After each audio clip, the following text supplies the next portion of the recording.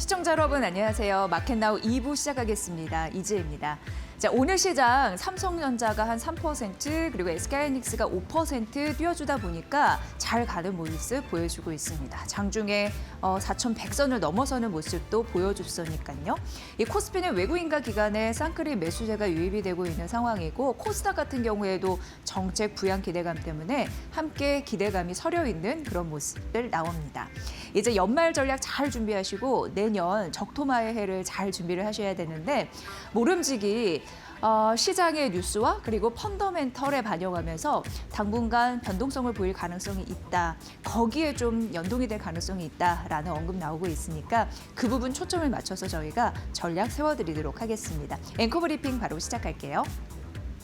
반도체 강합니다. 삼성전자와 SK하이닉스가 잡아줘서 그런 건데 저희가 시황 듣고 나서 앵커 브리핑에서 반도체 영역에 대해서는 쫙 묶었거든요. 그 부분에 대해서는 설명을 드릴 거고 오늘 시장에서 올라가는 현재 섹터, 스페이스X, 우주항공, 부품주까지 오름세를 보이고 있어서 그 이슈부터 설명을 해드리도록 하겠습니다.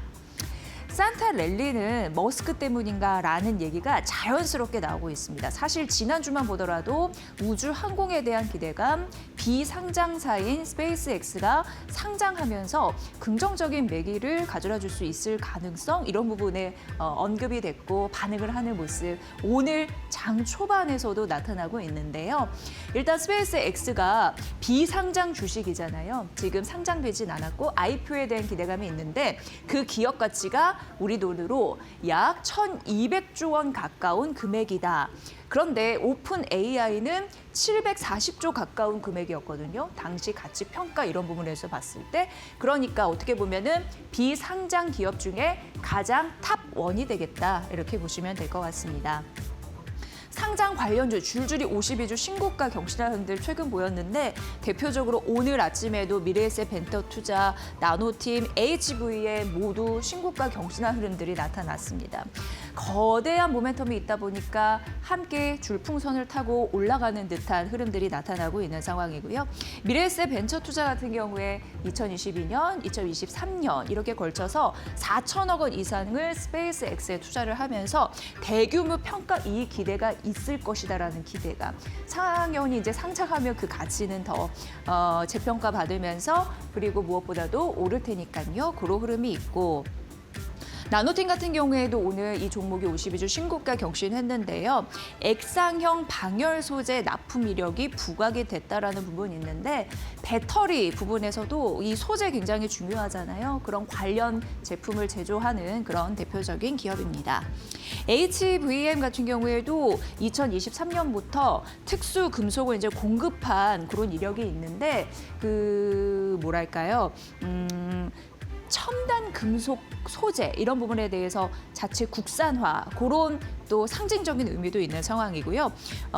첨단 금속 소재 전문 기업으로서 우주 항공 이런 시대에 대표적으로 이후에 또 부각이 될 수 있는 면모를 지니고 있습니다. 그래서 머스크의 존재감은 연말 랠리를 좀 이끌어줄 수 있는 당당한 그런 기폭제인가라는 기대감을 실게 해주고 있습니다. 이게 첫 번째 오늘 시장에서 두드러진 섹터, 힘이 강한 섹터 중에 하나다. 이렇게 보시면 될 것 같습니다.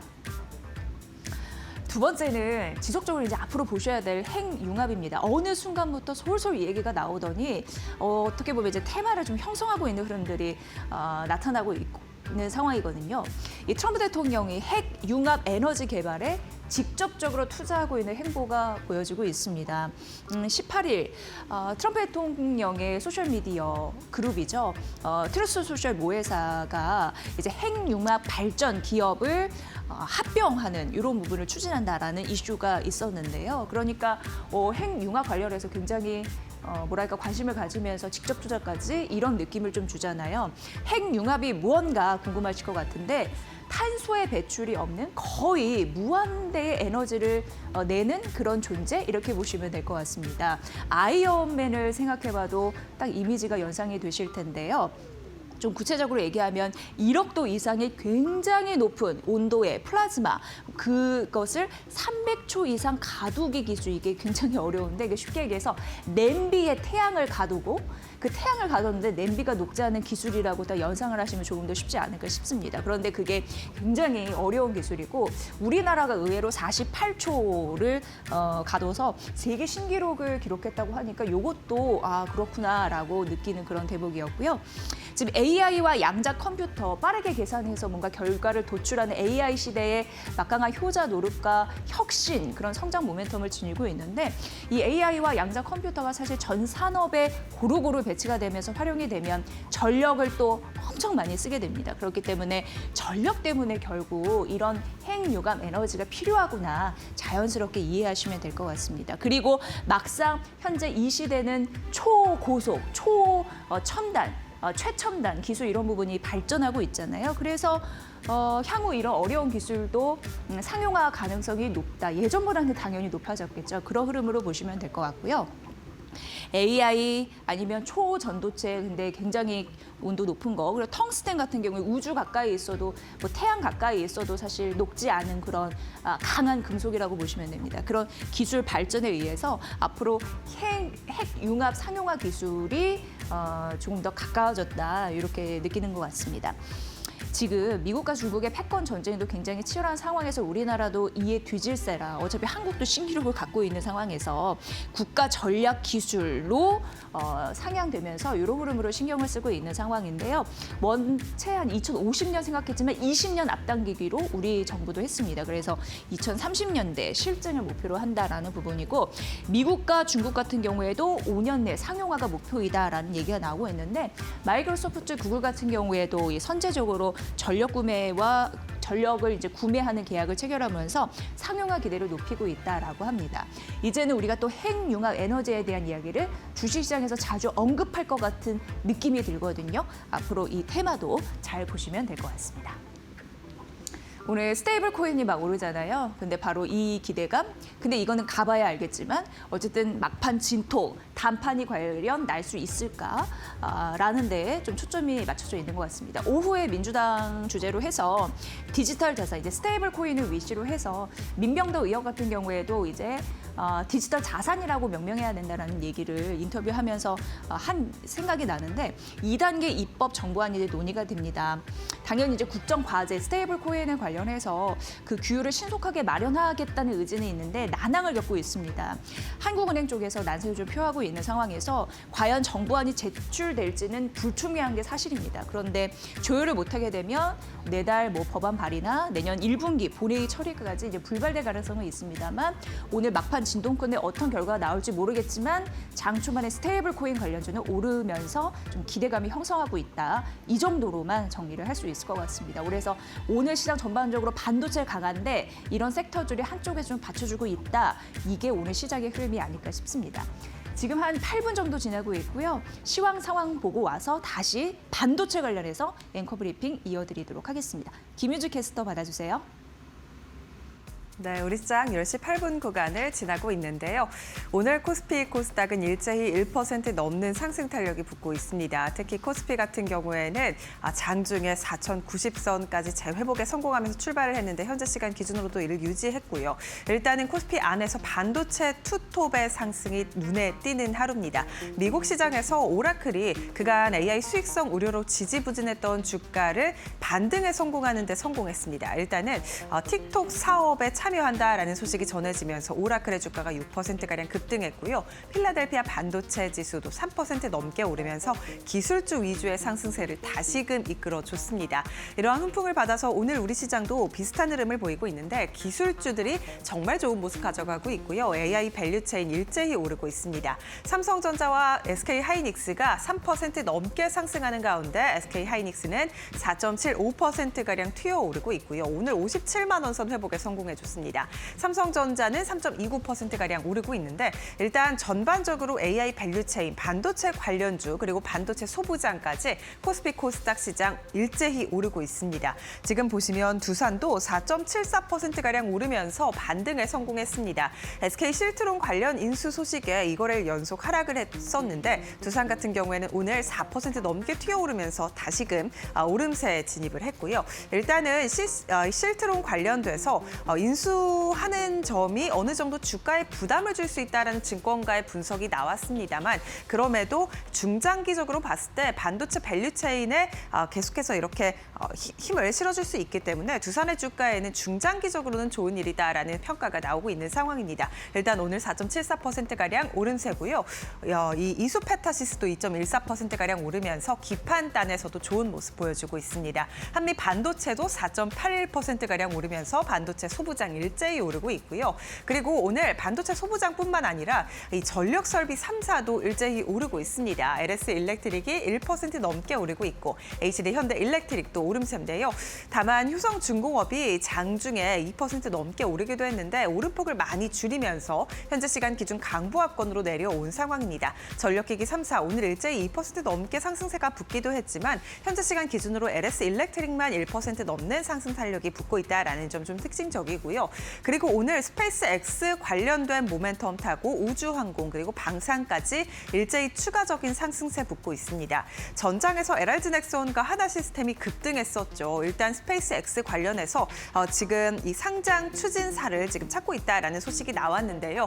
모건 스탠리가 유력하다라는 보도가 나왔습니다. 일단 올해까지 이러한 주관사를 선정하는 것이 마무리될 수 있다라는 그러한 전망도 나오는 가운데 모멘텀이 다시금 붙고 있는 상황이고요. 스페이스X 관련된 방산주 오늘 일제히 오르고 있습니다. 오늘 조선 관련해서 하나오션이 1.64%가량 오르고 있습니다. HD 현대중공업도 소폭 오름세인데요. 일단 하나오션 관련돼서 한화엔진이 SAEAM을 인수했다라는 소식이 들려왔습니다. 이에 따라 오늘 조선 기자재단으로 조금 더 좋은 모습이 나오고 있고 하나오션보다 한화엔진이 급등 그리고 HD 현대 마린솔루션 같은 종목들이 일제히 오르고 있다라는 점까지 체크해 볼 수 있겠습니다.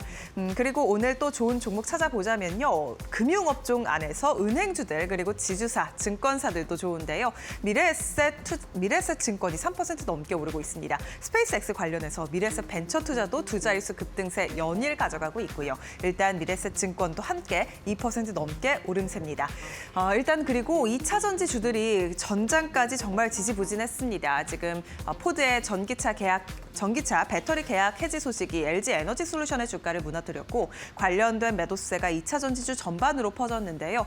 그럼에도 불구하고 오늘은 그래도 조금은 반등에 성공하고 있습니다. 저점을 딛고 오늘 일제히 동반 상승을 해주고 있는데요. LG 에너지 솔루션 1.85%가량 오르고 있고요. 삼성 SDI도 오늘은 반등에 성공했습니다. 그렇다면 지금 코스닥 시장은 어떨까요? 코스닥 시장도 시장 상황 바로 열어보도록 하겠습니다. 오늘 코스닥도 일단 비슷한데요. 반도체 소부장이 시장을 이끌어주고 있습니다. 지수 자체적으로 제약바이오보다는 오늘 반도체 소부장이 좋은 모습을 보여주고 있고요. 일제히 오르는 모습 지금 가져가고 있습니다. 그리고 로봇주들도 장 초반에는 조금 지지부진했는데 일제히 다시금 반등에 성공했습니다. 레인보우 로보틱스도 3% 넘게 오르고 있고 하이젠 R&M, 클로보까지 급등하고 있습니다.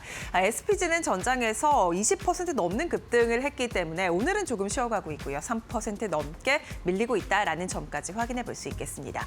제약바이오주들은 전반적으로 쉬어가고 있는데요. 그 안에서 미용의료기기단 파마 리서치만이 4% 넘게 오르고 있다라는 점 체크해 볼 수 있겠습니다. 엔터주들은 오늘 전반적으로 쉬어가는 가운데 화장품주는 그래도 좋은 모습 가져갑니다. 미용의료기기 그리고 화장품주는 제약바이오 안에서 그래도 지수 대비 좋은 모습을 가져가고 있고요. 오늘은 반도체 소부장 그리고 로봇 같은 종목들이 일제히 튀어오르고 있다라는 점 특징적으로 잡아볼 수 있겠습니다. 그리고 앞서 보신 것처럼 지금 스테이블 코인 관련된 종목들이 오르고 있는데 오늘 오후에 민주당에서 관련 법안을 논의할 예정이니까요. 관련된 종목들의 흐름도 잘 체크해 보시면 좋을 것 같습니다. 오늘 지수는 어떻게 움직이고 있을까요? 지수 상황도 바로 열어보시죠. 코스피 코스닥 일제히 1% 넘는 상승 탄력 붙고 있습니다. 코스피 같은 경우에는 1.61%가량 오르면서 4,085선 지나가고 있고요. 오늘 장 초반 4,090선까지 튀어 오르면서 출발을 했고 현재 시간 기준으로도 4,080선 위에서 오르면서 여전히 좋은 모습 가져가고 있습니다. 코스닥도 1% 넘게 오르면서 925포인트 지나가고 있습니다. 오늘 코스피 200이 약 2%가량 오름세인데요. 반도체 투톱의 상승이 코스피 지수 자체를 이끌어주고 있다는 점을 확인해 볼 수 있겠습니다. 매매 동향도 바로 열어보시죠. 오늘 특징적인 점은요. 외국인의 순매수가 오랜만에 들어오고 있다는 점입니다. 6거래일 연속으로 팔던 외국인이 저번 주 내내 팔았었는데 오늘은 그래도 매수로 출발을 해주고 있고요. 선물 시장에도 외국인의 매수세가 들어오고 있습니다. 외국인 3,400억가량 사고 있고요. 기관은 8천억가량 강하게 사들입니다. 오늘은 개인의 매도세가 나오고 있는데 개인이 1조 1천억 원가량 오전장에만 1조 넘게 팔고 있다는 점이 좀 특징적입니다. 코스닥 시장도 열어보시죠. 오늘 코스닥 시장은 개인의 순매수만이 들어옵니다. 코스피 시장, 코스닥 시장에 지금 엇갈린 매매 동향이 나타나고 있는 상황이고요. 메이저 주체 외국인과 기관은 코스닥 시장을 팔고 있네요. 오늘은 외국인과 기관이 코스피 시장을 강하게 담고 있다는 점이 좀 특징적입니다. 지금까지 시장 상황 열어봤습니다. 해외 증권사와 국내 증권사의 정보를 가장 빠르게 전해드리고 싶습니다. 머니코드, 여러분의 실전 투자 전략에 도움이 되는 정보 오늘도 잘 설명을 해드릴게요. 앵커 브리핑 시작하겠습니다. 전반적으로 오늘의 스토리텔링을 삼성전자와 SK 하이닉스로 좀 모아봤습니다. 왜냐하면 주말 내내 그리고 오늘 아침에 나온 대부분의 증권사의 전략이 삼성전자와 SK 하이닉스를 픽하는 느낌이 들었습니다. 그러니까 오늘의 머니코드는 삼성전자, SK 하이닉스를 위시한 우리 반도체의 전반적인 특징이 연말과 연초 전략으로 연결이 되어 있으니까 그냥 편안하게 들어보시면 될 것 같습니다. BNK 투자증권 다 오늘 아침에 나온 증권사 리포트입니다. 삼성전자와 SK 하이닉스에 대한 단서를 미국 경제 지표에서 찾았습니다. 그래서 이렇게 빨간 박스로 공통된 의견을 모아봤으니까 이 부분 좀 주목해서 보시면 될 것 같고요. 일단 미국의 경제 지표, 정부 셧다운 때문에 이전 지표는 나오지 않았습니다만 10월과 11월 지표에서 우리는 굉장히 싹 식은 듯한 것을 좀 느낄 수가 있었습니다. 이미 지난주에 다 브리핑을 해드렸고 탑다운 모멘텀이 약화됐다라고 하는데 고용 시장은 뚜렷하게 둔화가 되는 흐름들이 나타났거든요. 왜냐하면 4월은 예상보다 좀 센, 좀 높은 관세 충격이 있었고 그러면서 이제 5월 이후 7개월간 비농업 고용자 수가 좀 급감하는 흐름들이 있었고 그러면서 실업률이 튀어오르는 흐름들, 그러니까 고용의 전반적인 환경은 좋지 않았다라는 거 확인했습니다. 물가도 떨어졌는데 인플레이션이 급작스럽게 둔화됐다라는 데에서도 지난주 머니코드에서 이 현상을 분석해드린 바 있는데 BNK 투자증권은 어쨌든 인플레이션이 둔화됐다 여기에 방점을 찍는 것보다 갑자기 물가가 둔화됐다라는 것도 경기적으로는 좋지 않다라고 판단을 했습니다. 게다가 미국의 OECD 경기 선행지수도 둔화가 되면서 탑다운 모멘텀이 약화가 됐구나 이거를 파악했습니다. 그나마 바텀업 모멘텀은 기대가 된다라고 얘기를 했던 건 바로 기업 실적에 있습니다. 기업 실적 볼 때 두 가지 패턴을 제시하더라고요. 첫 번째 법인세 인하, 그리고 두 번째 AI 투자 확대에 따른 기업 실적 상향 이 부분인데 법인세 인하는 이미 주가에 반영이 돼 있다라고 판단을 하면서 AI 투자 확대 이런 부분에 대해서 조금 더 초점을 맞춰서 리포트를 전개를 해 나갔습니다. 자금 수요가 증가할 겁니다. AI 투자를 하려면은 자금이 많이 필요한데요. 그래서 사실 이거는 10월 이후 빅테크들의 CDS 프리미엄이 급등하는 요인은 되고 있다라고 얘기를 하고 있습니다. 어쨌든 AI 투자가 확대가 되면은 반도체 메모리 단의 수요가 급증할 거고 이 부분에 대해서는 K 반도체는 당연히 갑의 입장에서 우월한 위치에서 시장 점유율을 유지해 갈 수 있는 굉장히 중요한 부분이 있다라고 언급을 했는데 바로 그게 빨간색 여기 쳐져 있습니다. 삼성전자와 SK 하이닉스, 마이크론 실적 전망을 상향할 수 있는 중요한 근거이다라고 표시를 해뒀습니다. S&P 500 순부채 지수는 올해 665 포인트로 2007년 이후 최고다. 그러니까 결국 AI 투자를 위해서 자금 확보가 많이 필요한 상황인데 그렇다 보니까 부채 비율은 높은 수준이다라는 부분인데요. 여기 보면은 2007년 이후 최고잖아요. 근데 2007년에 순부채가 최고치를 찍고 그 다음에 금융위기가 터졌습니다. 그런데 지금 현재 전반적으로 봤을 때 AI 투자가 확대가 되면서 어떻게 보면은 투자를 더 많이 해야 하는 여력이 필요한데 그런 부분에서 좀 리스크 있을 수는 있습니다만 그래도 이제 기업 실적단에서 데이터가 조금 나와서 그때 당시와는 다르다라는 의견도 좀 다수 있는 상황이죠. 어쨌든 시장에서는 기업 실적에 대한 뭔가 퓨어한 그리고 좀 상향되는 그런 시그널들을 원하고 있다. 이렇게 보시면 될 것 같고요. 어찌됐든 경제 상황 안에서 삼성전자와 SK하이닉스의 조건은 우위를 차지할 가능성이 매우 높다라는 데에 초점을 뒀습니다. BNK 투자증권의 리포트였고요. 다음 보시면 지금 지출 그리고 투자가 많이 늘어나고 있다라는 데에서 한 가지 참고해 볼 만한 이슈여서 좀 넣어봤습니다. 로이터의 분석이었고요. 지금 손정희 잘 아시죠? 소프트뱅크 회장이 오픈 AI에 거의 올인하고 있다라는 기사였는데 굉장히 좀 중요한 의미를 좀 함축하고 있었습니다. 원래 올해 300억 달러의 투자에 합의를 했습니다. 그러면서 이미 75억 달러는 투자를 마쳤습니다. 그럼 나머지 225억 달러가 있는데 지금 연내에 오픈 AI에 약 33조 원 투자 자금을 조달하기 위해서 굉장히 분주하게 이걸 계산하고 있다라는 게 이 기사의 골자였습니다.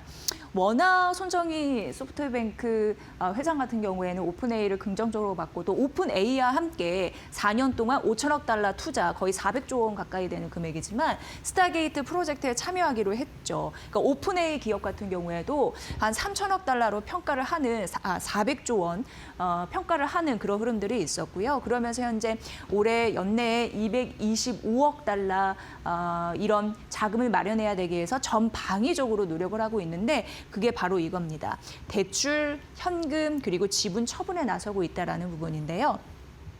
우선 지분 처분부터 말씀드리면 엔비디아 지분은 580억 달러 전량으로 매각을 했습니다. 그리고 T-모바일 지분 같은 경우에도 일부 처분하는 흐름들이 있었습니다.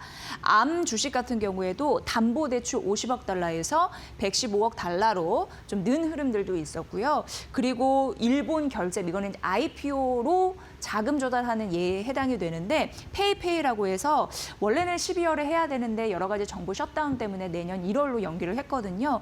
그런 부분에서 신규 IPO도 한 200억 달러 이상을 좀 목표로 하고 있습니다. 그러니까 손정희 회장 입장에서도 지금 지분을 매각하고 있고 그리고 주식을 담보로 해서 대출을 하고 있고 그 신규 IPO하면서 그 상장 조달 그 자금을 좀 불리려고 하는 흐름들 이런 부분으로 AI 시대에 투자를 대응을 하고 있다. 이런 연결, 맥상 이런 부분 보시면 될 것 같고요.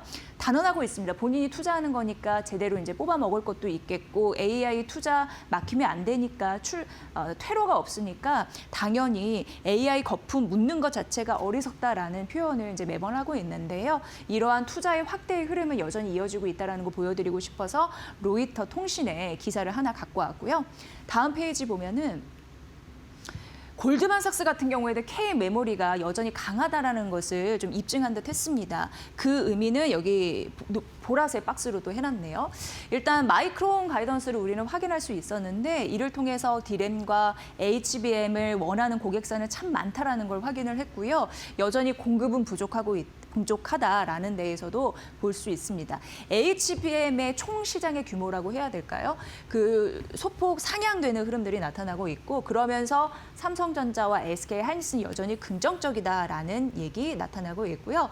D램과 HBM이 강한 흐름이 나타나고 있는데 이게 결국 K-메모리 업종 전반적으로 훈풍을 가져다 주면서 실적 전망치를 높이고 있다라고 골드만삭스에서는 얘기했습니다. 특히나 HBM3E 가능성 이런 부분에 대해서 이제 진입이 본격화되면서 삼성전자, SK하이닉스 동반적으로 수혜를 받는 상황이고 한 가지 마이크론이 이쪽에 이제 진입을 하면서 좀 점유율 부분에서 훼손당하면 어떡하지라는 우려가 있을 수 있지만 워낙 시장 규모가 커지고 있는 상황에서 별 문제는 없다고 골드만삭스에서 입증이라도 한 듯 그렇게 얘기를 했습니다. 그러면서 당연히 삼성전자와 SK하이닉스 실적 상향될 가능성에 대해서 굉장히 명확하고 구체적으로 언급을 해놨습니다. 일단 두 가지 포인트로 보면은 삼성전자 같은 경우에는 HBM 그리고 DDR5 추격이 지금 급속도로 가속화되고 있는 상황. 그래서 내년 캐파 확대도 긍정적이다라고 얘기를 했고요. SK하이닉스 입장에서는 HBM의 월의 절대 우위 공급자이기도 하고 고객 믹스 개선에 대한 수혜를 얻을 수 있다라고 해서 결국 이 리포트 골드만삭스에서도 삼성전자, SK하이닉스 실적단에서 유의미한 결과를 낼 것이다라고 언급했으니까 이 부분 보셔야 될 것 같습니다.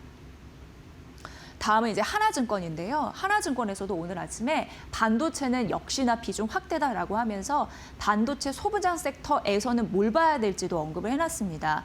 역시나 골드만삭스와 비슷하게 마이크론의 우리가 실적을 보면서 내년 1분기 메모리 가격이 또 한 차례 오르겠거니 상향 가능성을 언급을 했고요. 그러면서 자연스럽게 삼성전자, SK하이닉스의 실적 상향 여력이 존재한다라고 얘기했습니다. 그러면서 전망치를 대폭 상향해야 할 필요성이 있다라고 언급하면서 비슷한 얘기를 했습니다. 마이크론 같은 경우에는 주간의 실적 발표 이후에 10% 오른 흐름들이 있었고요. 필라델피아 지수 종목단에서도 가장 괜찮은 성적을 기록을 했습니다. 연초 이후 상승률 보면은 마이크론이 216, 그리고 대만의 나냐가 497. 그런데 여전히 삼성전자와 SK하이닉스는 전망치를 대폭 상향해야 되고 아직도 긍정적인 룸이 남아있다라고 했음에도 불구하고 다른 종목에 비해서 주가가 많이 못 올랐습니다. 대표적으로 마이크론은 200%, 나냐는 거의 500% 올랐는데 비해서 삼성전자는 100% 못 올랐고요. SK하이닉스는 200% 정도 오른 거. 그렇기 때문에 국내 메모리 업체들 밸류에이션이 아직까지도 낮다라는 것을 하나증권은 얘기를 했습니다. 그래서 비중 확대 기회 이거를 노려야 된다라고 언급을 했습니다. 코스닥 이제 소부장 업종 이쪽으로 좀 내려가 봤을 때 연초 이후에 상승폭은 축소가 됐습니다. 하지만 연말 코스피 대비해서는 좀 선방하는 하락폭이 그렇게 많진 않았기 때문에 그것을 봤을 때는 선방을 했다라는 얘기를 하는 거고요. 소부장 업종이 11월 이후 메모리주가 조정을 받으면서 같이 좀 미끄러지는 흐름이 있었습니다만 계속적으로 긍정적인 뷰는 유지한다라고 얘기를 했고요. 그런 의미에서 전공정 최선호주는 테스와 VM을 유지한다라고 얘기를 했습니다. 신규 투자 그리고 최첨단 기술 투자 확대 그런 부분에 이어서 내년 상반기 실적이 좋아질 가능성을 언급했는데요. 어쨌든 삼성, SK하이닉스 탑픽이고 그리고 전 공정 장비 쪽에서는 테스 VM이다라는 거 유지했으니까 이 부분 참고해 보시면 될 것 같습니다. 다음은 이제 대신증권인데요. 대신증권에서도 똑같은 얘기를 하고 있습니다. 일단 산타. 가 올 것 같은데 그거를 잘 누려야 된다고 하면서 그 크리스마스 이후에 대한 전략도 써놨더라고요. 이 부분을 좀 말씀드리면 AI 수요가 견고한데 최근에 조정의 흐름은 오픈 AI에서 구글, 알파벳으로 공급자가 좀 위치가 바뀌는 흐름에서 있었던 일련의 과정이다. 이렇게 정리를 해놨습니다. 그리고 AI 버블이 있고 과연 수익성은 우리가 눈여겨볼 수 있을 것인가, 수익성 이런 부분에 대한 잣대를 볼 수 있을 것인가, 투자 지연에 대한 우려 이런 부분도 있었지만 결국 그런 것들이 충분히 시장에서 조정을 겪었다라고 파악을 했습니다. 추가적으로 변동성이 있을 때 그래서 비중을 확대해야 되는 시기다라고 못 박으면서 근데 옥석가리는 필요하다라고 얘기를 하면서 저희 머니코드에서 간간히 언급드렸던 실적이 탄탄한 그리고 재무 구조가 탄탄한 그런 기업들을 잘 골라야 된다라고 명확하게 써놨습니다.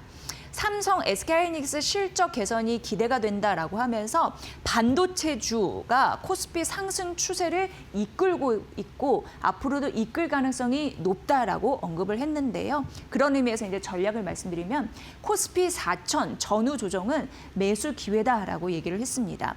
내년 이제 연초를 잘 보셔야 되는데 반도체 2차 전지를 매수해야 된다라고 언급을 했고요. 수출주 입장에서는 조선, 자동차, 인터넷, 제약 바이오 이쪽을 비중 확대해야 된다고 언급을 했습니다. 크리스마스 전 불확실성을 일부 완화될 것이다라고 얘기했는데 정말 오늘 시장에서는 좀 완화된 흐름들 나타나네요. 현재 코스피가 4,090 그리고 코스닥이 한 925 오르면서 양시장이 1%대 반등을 하고 있으니까요. 불확실성은 어느 정도 완화가 됐는데 이 이유는 코스피 저평가 매력이 있기 때문이다라고 언급했고요. 지금 이 시점은 단기 트레이딩에 집중을 해야 된다라고 얘기하면서 주도주 매집은 연휴 이후가 유리하다라고 얘기했습니다. 주도주는 내년 반도체, 2차 전지 이쪽을 좀 바라보고 있으니까 여전히 연초에 관심을 기울여야 되는 두 섹터다라는 점 다시 한번 강조해 드립니다. 2차 전지 매집을 해야 된다라고 얘기를 했잖아요. 그럼 2차 전지 뭘 해야 될지 궁금해하실 것 같아서 자연스럽게 오늘 또 하나증권에서 이 관련주를 언급했더라고요. 그래서 연결해서 말씀드리겠습니다. LG 에너지 솔루션 지금 그동안의 기대감에 비해서 좀 눌린 흐름들이 있었는데요. 괜찮을지 보면 포드와의 계약 해지 소식은 지난주에 아주 구체적으로 말씀을 드렸는데요. 그러면서 LG 엔솔이 시총이 지금 9조 원이 안 됩니다. 그렇게 좀 내려갔습니다. 근데 워낙 많이 떨어져서요. 지금 이 순간, 이 현재가는 주가 재매수 구간에 진입을 이미 했다라고 하나증권에서는 얘기를 했습니다. 과거를 떠올려 보면 작년과 올해 초가 해당이 될 텐데 그때는 전기차 부진했는데 하방에서 여전히 상방으로 끌어올릴 수 있는 모멘텀이 참 없었습니다. 그런데 현재 같은 경우에는 올해 하반기부터 ESS라는 효자 섹터가 붙어버렸습니다. 그래서 주가가 더 이상 밀리지 않는 하방을 지지할 수 있는 견고한 모멘텀이 생겨서 과거와 현재는 매우 다르다라고 언급을 했습니다. ESS 성장을 고려할 때 현재는 악재에 둔감하고 호재에 민감하게 반응할 타이밍이 왔다라고 언급을 하면서 물론 ESS만으로는 추가적으로 드라마틱하게 오르지 않겠지만 추가 상승을 위해서 전기차 부분도 회복을 해야겠지만 지금 시총이 89조 원 밑으로 떨어진 바 이미 주가가 너무 많이 하락했기 때문에 전기차 부진하더라도 지금 주가 하락한 만큼을 봤을 때 추가적으로 반등할 여지는 굉장히 있다라고 언급을 했습니다. 결과적으로 매수 가능하다라고 했고 셀 메이커 기대 수익률은 상승할 것이다라고 굉장히 강조를 하더라고요. 그래서 LG 에너지 솔루션과 삼성 SDI는 조정 시 매수해야 된다라는 의견을 피력을 했습니다. 결과적으로 지금 현재 전기차가 부진하더라도 ESS라는 막강한 그런 부분이 있고 그리고 주가가 너무 많이 떨어졌기 때문에 지금 매수 진입 기회이다라는 부분 하나증권의 이 논리 잘 보시면 될 것 같고요. 마지막으로 이것만 하나 좀 말씀드리면 아까 하나증권에서는 삼성 SDI를 그래도 긍정적으로 바라봤는데 삼성증권은 오히려 삼성 SDI의 목표 주가를 떨어뜨렸습니다. 32만 원으로 굉장히 보수적으로 보더라고요. 그 이유 하나만 말씀드리면 연간 실적을 떨어뜨렸기 때문입니다. 핵심 자동차 고객사의 판매가 감소됐기 때문에 감소될 것으로 보이기 때문에 이 두 가지 이유를 더해서 연간 실적 떨어뜨리는 흐름들이 있었는데요. 자동차 전지, 소형 전지 판매가 부진했고 분기 흑자 전환이 어렵다. 그리고 연간 적자 개선폭이 제한된다라는 부분. 하지만 매수 의견을 유지했는데 당연히 ESS 쪽에서 버텨줄 것이기 때문에 이 부분이었습니다. 좋다만 얘기하는 것보다 이렇게 하향 이슈가 있는 것도 연구원 나름대로의 그런 분석을 통해서 나타낸 재료이기 때문에 알려드려야 되겠다라고 생각을 했고요. 삼성 SDI 목표 주가 좀 하향 소식이 있었다. 그래서 그 부분은 옥석 가리기 좀 하셔야 된다라는 의미에서 전해드립니다. 잘 참고해 보시면 될 것 같습니다. 자, 오늘 시장은 반등의 흐름을 좀 보여주면서 그래도 연말 산타 랠리에 대한 기대감을 좀 실어주고 있는 상황입니다. 반도체 강세, 대형주 강세, 그런데 코스닥까지 좀 뒤따라오는 그런 모습을 보여주고 있는데요. 김태훈 이데일리 온 파트너를 통해서 시장 전반적으로 연말 전략 세워보도록 하겠습니다. 파트너님 반갑습니다. 네, 안녕하세요. 네, 오늘 시장 어떻게 보세요? 네, 시장은 확실히 내년을 준비하는 모습을 보이고 있습니다. 지난주 끝난 미국 증시에서 마이크론 테크놀로지에 대한 미국 증권사들의 목표 주가 랠리가 나타나면서 반도체주 전반의 매수가 유입되고 있는 모습인데요. 우리 증시에서도 삼성전자나 SK하이닉스의 내년 실적 기대감이 주가에 선반영되는 모습이고 반도체 장비주에 대한 투자 확대 기대감은 삼성전자, SK하이닉스 모두 생산 캐파를 늘리고 있다는 점에서 당연한 결과인 것 같습니다. 하나마이크론이나 ISG, 미코, PSK, 원익 IPX, 테크윈, 신성이엔지 등 반도체 관련주 전반에 걸쳐서 매수세가 유입되고 있는 모습이고요. 오랜만에 CXL 반도체에서도 매수세가 유입되는 모습입니다. 내년 상반기 중에 양산이 가능할 것이라는 기대감 때문에 KLB나 코리아 서킷, 엑시콘, 네오콘, 네오셈 이런 종목들의 매수가 유입되고 있고요. 우주항공 테마주는 스페이스X IPO 기대감 때문에 여전히 이제 매수가 살아있는 모습이긴 한데 이 막연한 기대감이 주가를 종종 오버슈팅으로 날려버리기 때문에 자칫 잡았을 때가 상투가 되는 경우가 많습니다. 그렇기 때문에 좀 주의할 필요가 있고요. 지금 시장에서 여전히 HVM이나 인텔리언테크, 나라스페이스, 캔코아 에어로스페이스, 컨텍, 누미르, YJ링크 이런 종목들이 좀 강세를 나타내고 있고 대기업 관련 중에서 하나가 인수했던 세트가이도 강세를 나타내고 있습니다. 이런 종목들이 지금 이미 다 이 기대감이 주가를 이미 실적 이상으로 오버슈팅 만들어버린 상태이기 때문에 이 망설이고 쫓아가서 추격 매수했을 때는 상투를 잡을 수 있는 그런 종목들이라는 것을 주의할 필요가 있고요. 조선주에서 HD, 현대 마린엔진이나 한화엔진, STX 엔진 등 엔진 이런 그 조선 부품이나 엔진이나 조선 기자재 쪽 이런 쪽에 이제 매수가 또 유입되고 있는 모습입니다. 그리고 방산주도 하나 에어로스페이스와 RF의 HIC, 현대로템 그다음에 한국항공우주산업, 한화시스템 등이 강세를 나타나고 있고 또 원전주에서는 일진파워텍, 보성파워텍, 한전기술, 두산에어로틱, 우리기술 이런 종목들의 매수가 모이고 있습니다. 이건 조방원이라고 올해 1년 내내 화두가 됐고 또 상반기 중에서는 시장에 기술을 견인했던 이런 종목들이 내년 초에도 역시 실적을 바탕으로 해서 다시 한번 시장을 주도할 수 있다는 것을 보여주고 있죠. 그러면서 미국 샌프란시스코에 대규모 정전이었다는 것 때문에도 전력기기나 이 전선주 쪽에 매수가 많이 모입되는데요. 대한전선이나 세명전기, 대원전선, 그다음에 KBI 메탈 같은 전선주들이 그 아무래도 강세를 나타내고 있고 전력기기도 마찬가지입니다. 그리고 2차 전지 중에 오랜만에 매수가 유입되고 있는데요. ESS와 함께 로봇 배터리가 이 신사업 분야가 시장을 견인하고 있습니다. 그러면서 내년은 ESS와 로봇 배터리가 그 로봇 제품, 그러니까 휴머노이드 로봇의 양산을 앞두고 있어서 이 로봇 배터리 쪽도 관심을 가져야 됩니다.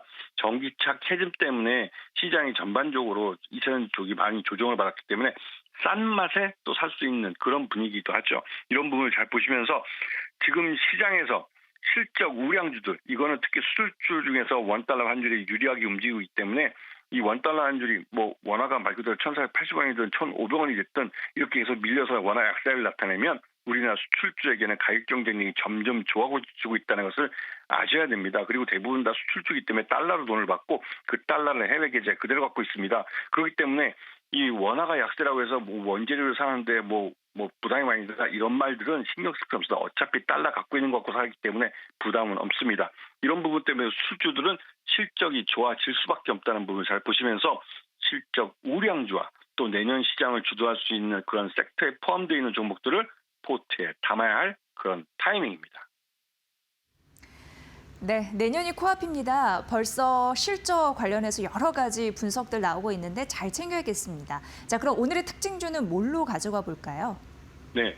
지금 현재 정치권에서 움직이고 있는 가상자산에 대한 2단계 입법이 시장의 화두가 됩니다. 이 부분은 입법만 되면 곧바로 돈, 수익과 연결될 수 있는 부분이기 때문에 특히 가상자산 ITO에 대해 다시 한번 허용을 하겠다는 말들이 나오면서 특히나 더 관심을 가져야 될 부분이고 이 가상자산 관련된 종목들을 잘 보시면 지금 특히 원화 스테이블 코인과 관련된 종목들 잘 보시면 충분히 수익을 낼 수 있는 자리까지 주가가 조정받았다는 걸 알 수가 있습니다. 그런 면에서 헥터 파이낸셜은 지금 당장도 돈을 벌고 있는 업체지만 앞으로 입법 과정을 통해서 정부 정책에서 지원을 받으면 더더욱 성장성을 한 단계 업그레이드할 수 있는 그런 종목이기 때문에 헥터 파이낸셜을 주의 깊게 보셔야 될 타이밍입니다. 네, 디지털 자산 관련주에 대해서 오늘 특징주로 말씀해 주셨습니다. 잘 저희가 참고할게요. 고맙습니다. 네, 고맙습니다. 네, 김태훈 이데일리 온 파트너의 주식 전략 세워드렸습니다. 자, 바로 이어서 돈이 될 수 있는 또 경제를 바라볼 수 있는 전략 세워드릴게요. 잠시만요.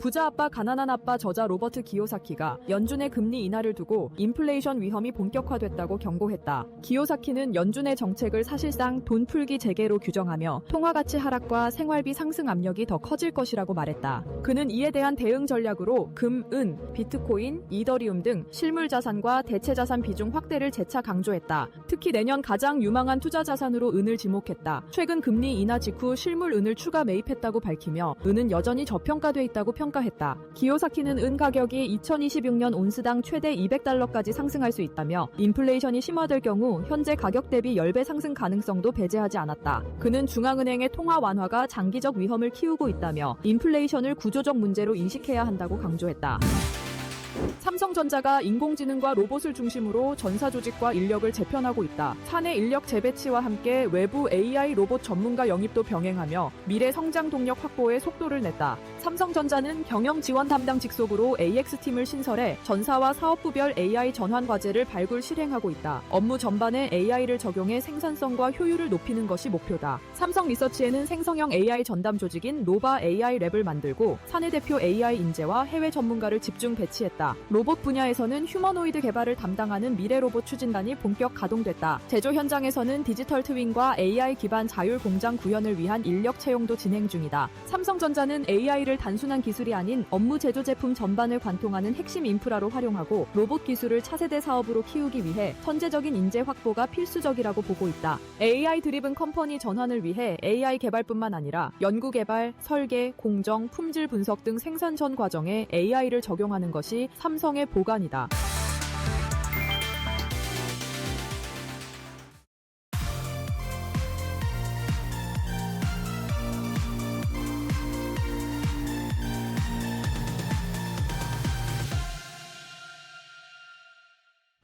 트렌드를 보면 돈이 보인다. 안녕하세요. 마켓나우 트렌드 속으로의 김수현입니다. 여러분, 이제 크리스마스가 진짜 얼마 남지 않았습니다. 크리스마스는 겨울을 기다리게 하는 하나의 이벤트이기도 하죠. 하지만 저한테는 조금 다른데요. 제가 겨울을 기다리는 이유, 바로 방어철이기 때문입니다. 겨울이 되면 기름기가 쫙 올라오는 방어, 생각만 해도 군침이 도는데요. 하지만 매일매일 먹고 싶은 이 방어가 막상 사 먹으려고 하면 가격 때문에 머뭇머뭇하게 됩니다. 그래서 제가 한번 찾아보니까요. 우선 방어의 인기가 미쳤습니다. 올해 들어 일본산 방어 수입량이 역대 최대치를 또다시 경신했다고 하는데요. 1월부터 11월까지 누적 수입량만 4,000톤에 육박한다고 합니다. 불과 2년 전과 비교하면 2배 넘게 늘어난 규모라고 하는데요. 이유는 분명합니다. 예전에는 아는 사람만 아는 겨울의 별미였다면 이제 방어는 유튜브, 방송, SNS가 만든 국민 겨울 제철 메뉴가 됐습니다. 연말 모임, 회식, 혼술 메뉴까지 겨울엔 방어다 이런 공식이 완전히 자리를 잡은 거죠. 문제는 공급이 수요를 따라가지 못한다는 점입니다. 방어는 원래 제주와 남해를 오가던 난류성 어종인데요. 최근에는 이상기후로 해수 온도가 올라가면서 어장이 강원, 동해 먼바다 쪽으로 북상했습니다. 잡히는 곳은 멀어지고 또 조업은 어려워지고 어획량은 들쭉날쭉해진 거죠. 여기에 올여름 고수온과 적조까지 겹쳤습니다. 남해안 양식장에서 출하를 앞둔 방어가 대거 폐사하면서 자연산을 보완해줘야 할 양식 물량마저 줄어들었습니다. 결국 있어야 할 방어가 없는 겨울이 되어버린 거죠. 이러다 보니 가격이 급등을 했습니다. 노량진 수산시장에서 방어 평균 거래가는 1년 사이에 3배 이상 뛰었고요. 소매 가격은 체감상 더 크게 느껴집니다.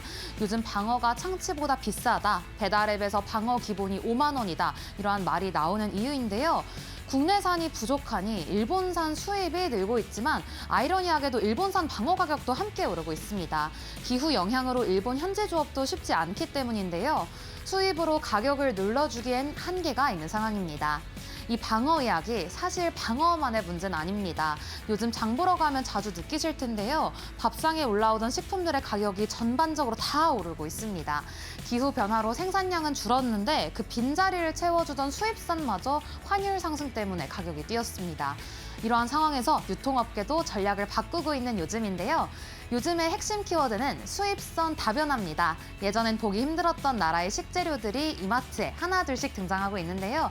대표적인 곳이 이마트입니다. 국산 간고등어와 노르웨이산 고등어 가격이 이제는 칠레산 태평양 참고등어를 새롭게 들어오게 했습니다. 한 손에 6,000원도 안 되는 가격으로 국산보다 25% 저렴하고 노르웨이산과 비교하면 반값 수준이라고 합니다. 노르웨이에서는 어획량 제한으로 고등어 가격이 급등했는데요. 이마트는 내년에는 아예 기존 노르웨이산 고등어 분량의 절반을 칠레산으로 대체할 계획이라고 합니다. 고기 쪽도 마찬가지라고 하는데요. 소고기 가격 부담이 커지자 이마트는 아일랜드산 소고기를 새롭게 선보였습니다. 자유방목 방식으로 키운 소고기를 앞세워서 가격은 낮추고 품질은 유지하는 전략입니다. 아예 대체 상품을 내놓는 경우도 늘고 있다고 하는데요.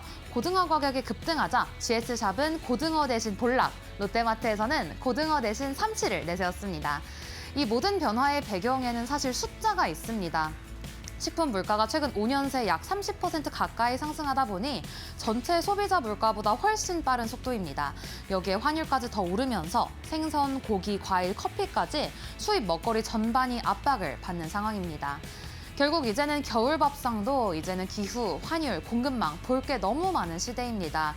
제철 방어가 이제는 가격부터 따져봐야 되는 거죠. 그러면 저는 내일 오늘의 방어처럼 또 흥미로운 트렌드로 돌아오겠습니다. 안녕!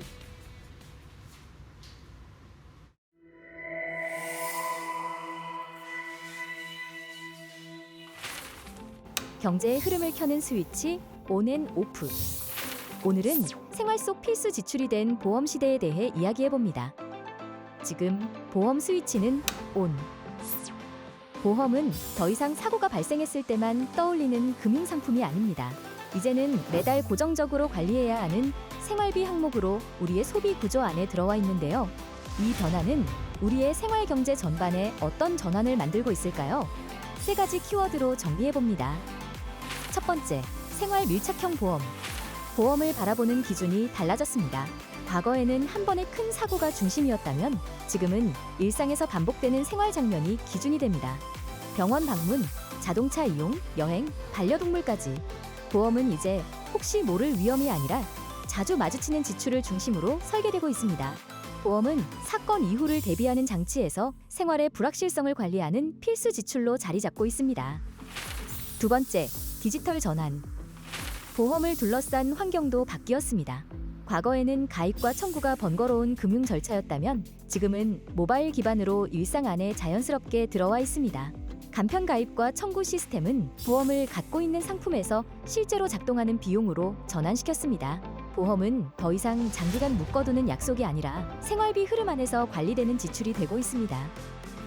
세 번째, 생활경제 관점.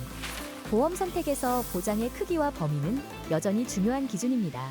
다만 그것만으로 판단하기는 어려워졌습니다. 이제는 보장이나 생활비 구조 안에서 어떤 위치를 차지하는지가 함께 고려됩니다. 보험료는 통신비, 관리비와 나란히 놓고 매달 조정 가능한 고정비로 인식됩니다. 그 결과 보험은 보장 내용을 넘어 생활 구조에 맞춰 설계하는 비용으로 자리 잡고 있습니다. 보험은 이제 단순한 보장이 아니라 생활과 지갑을 함께 움직이는 경제 장치입니다. 오늘 내가 선택한 보험과 구조가 내 일상의 안정성과 재정의 균형을 만들어갑니다. 보험이 필수 지출이 된 시대, 지금 내 생활 속 보험 스위치를 점검해 볼 때입니다.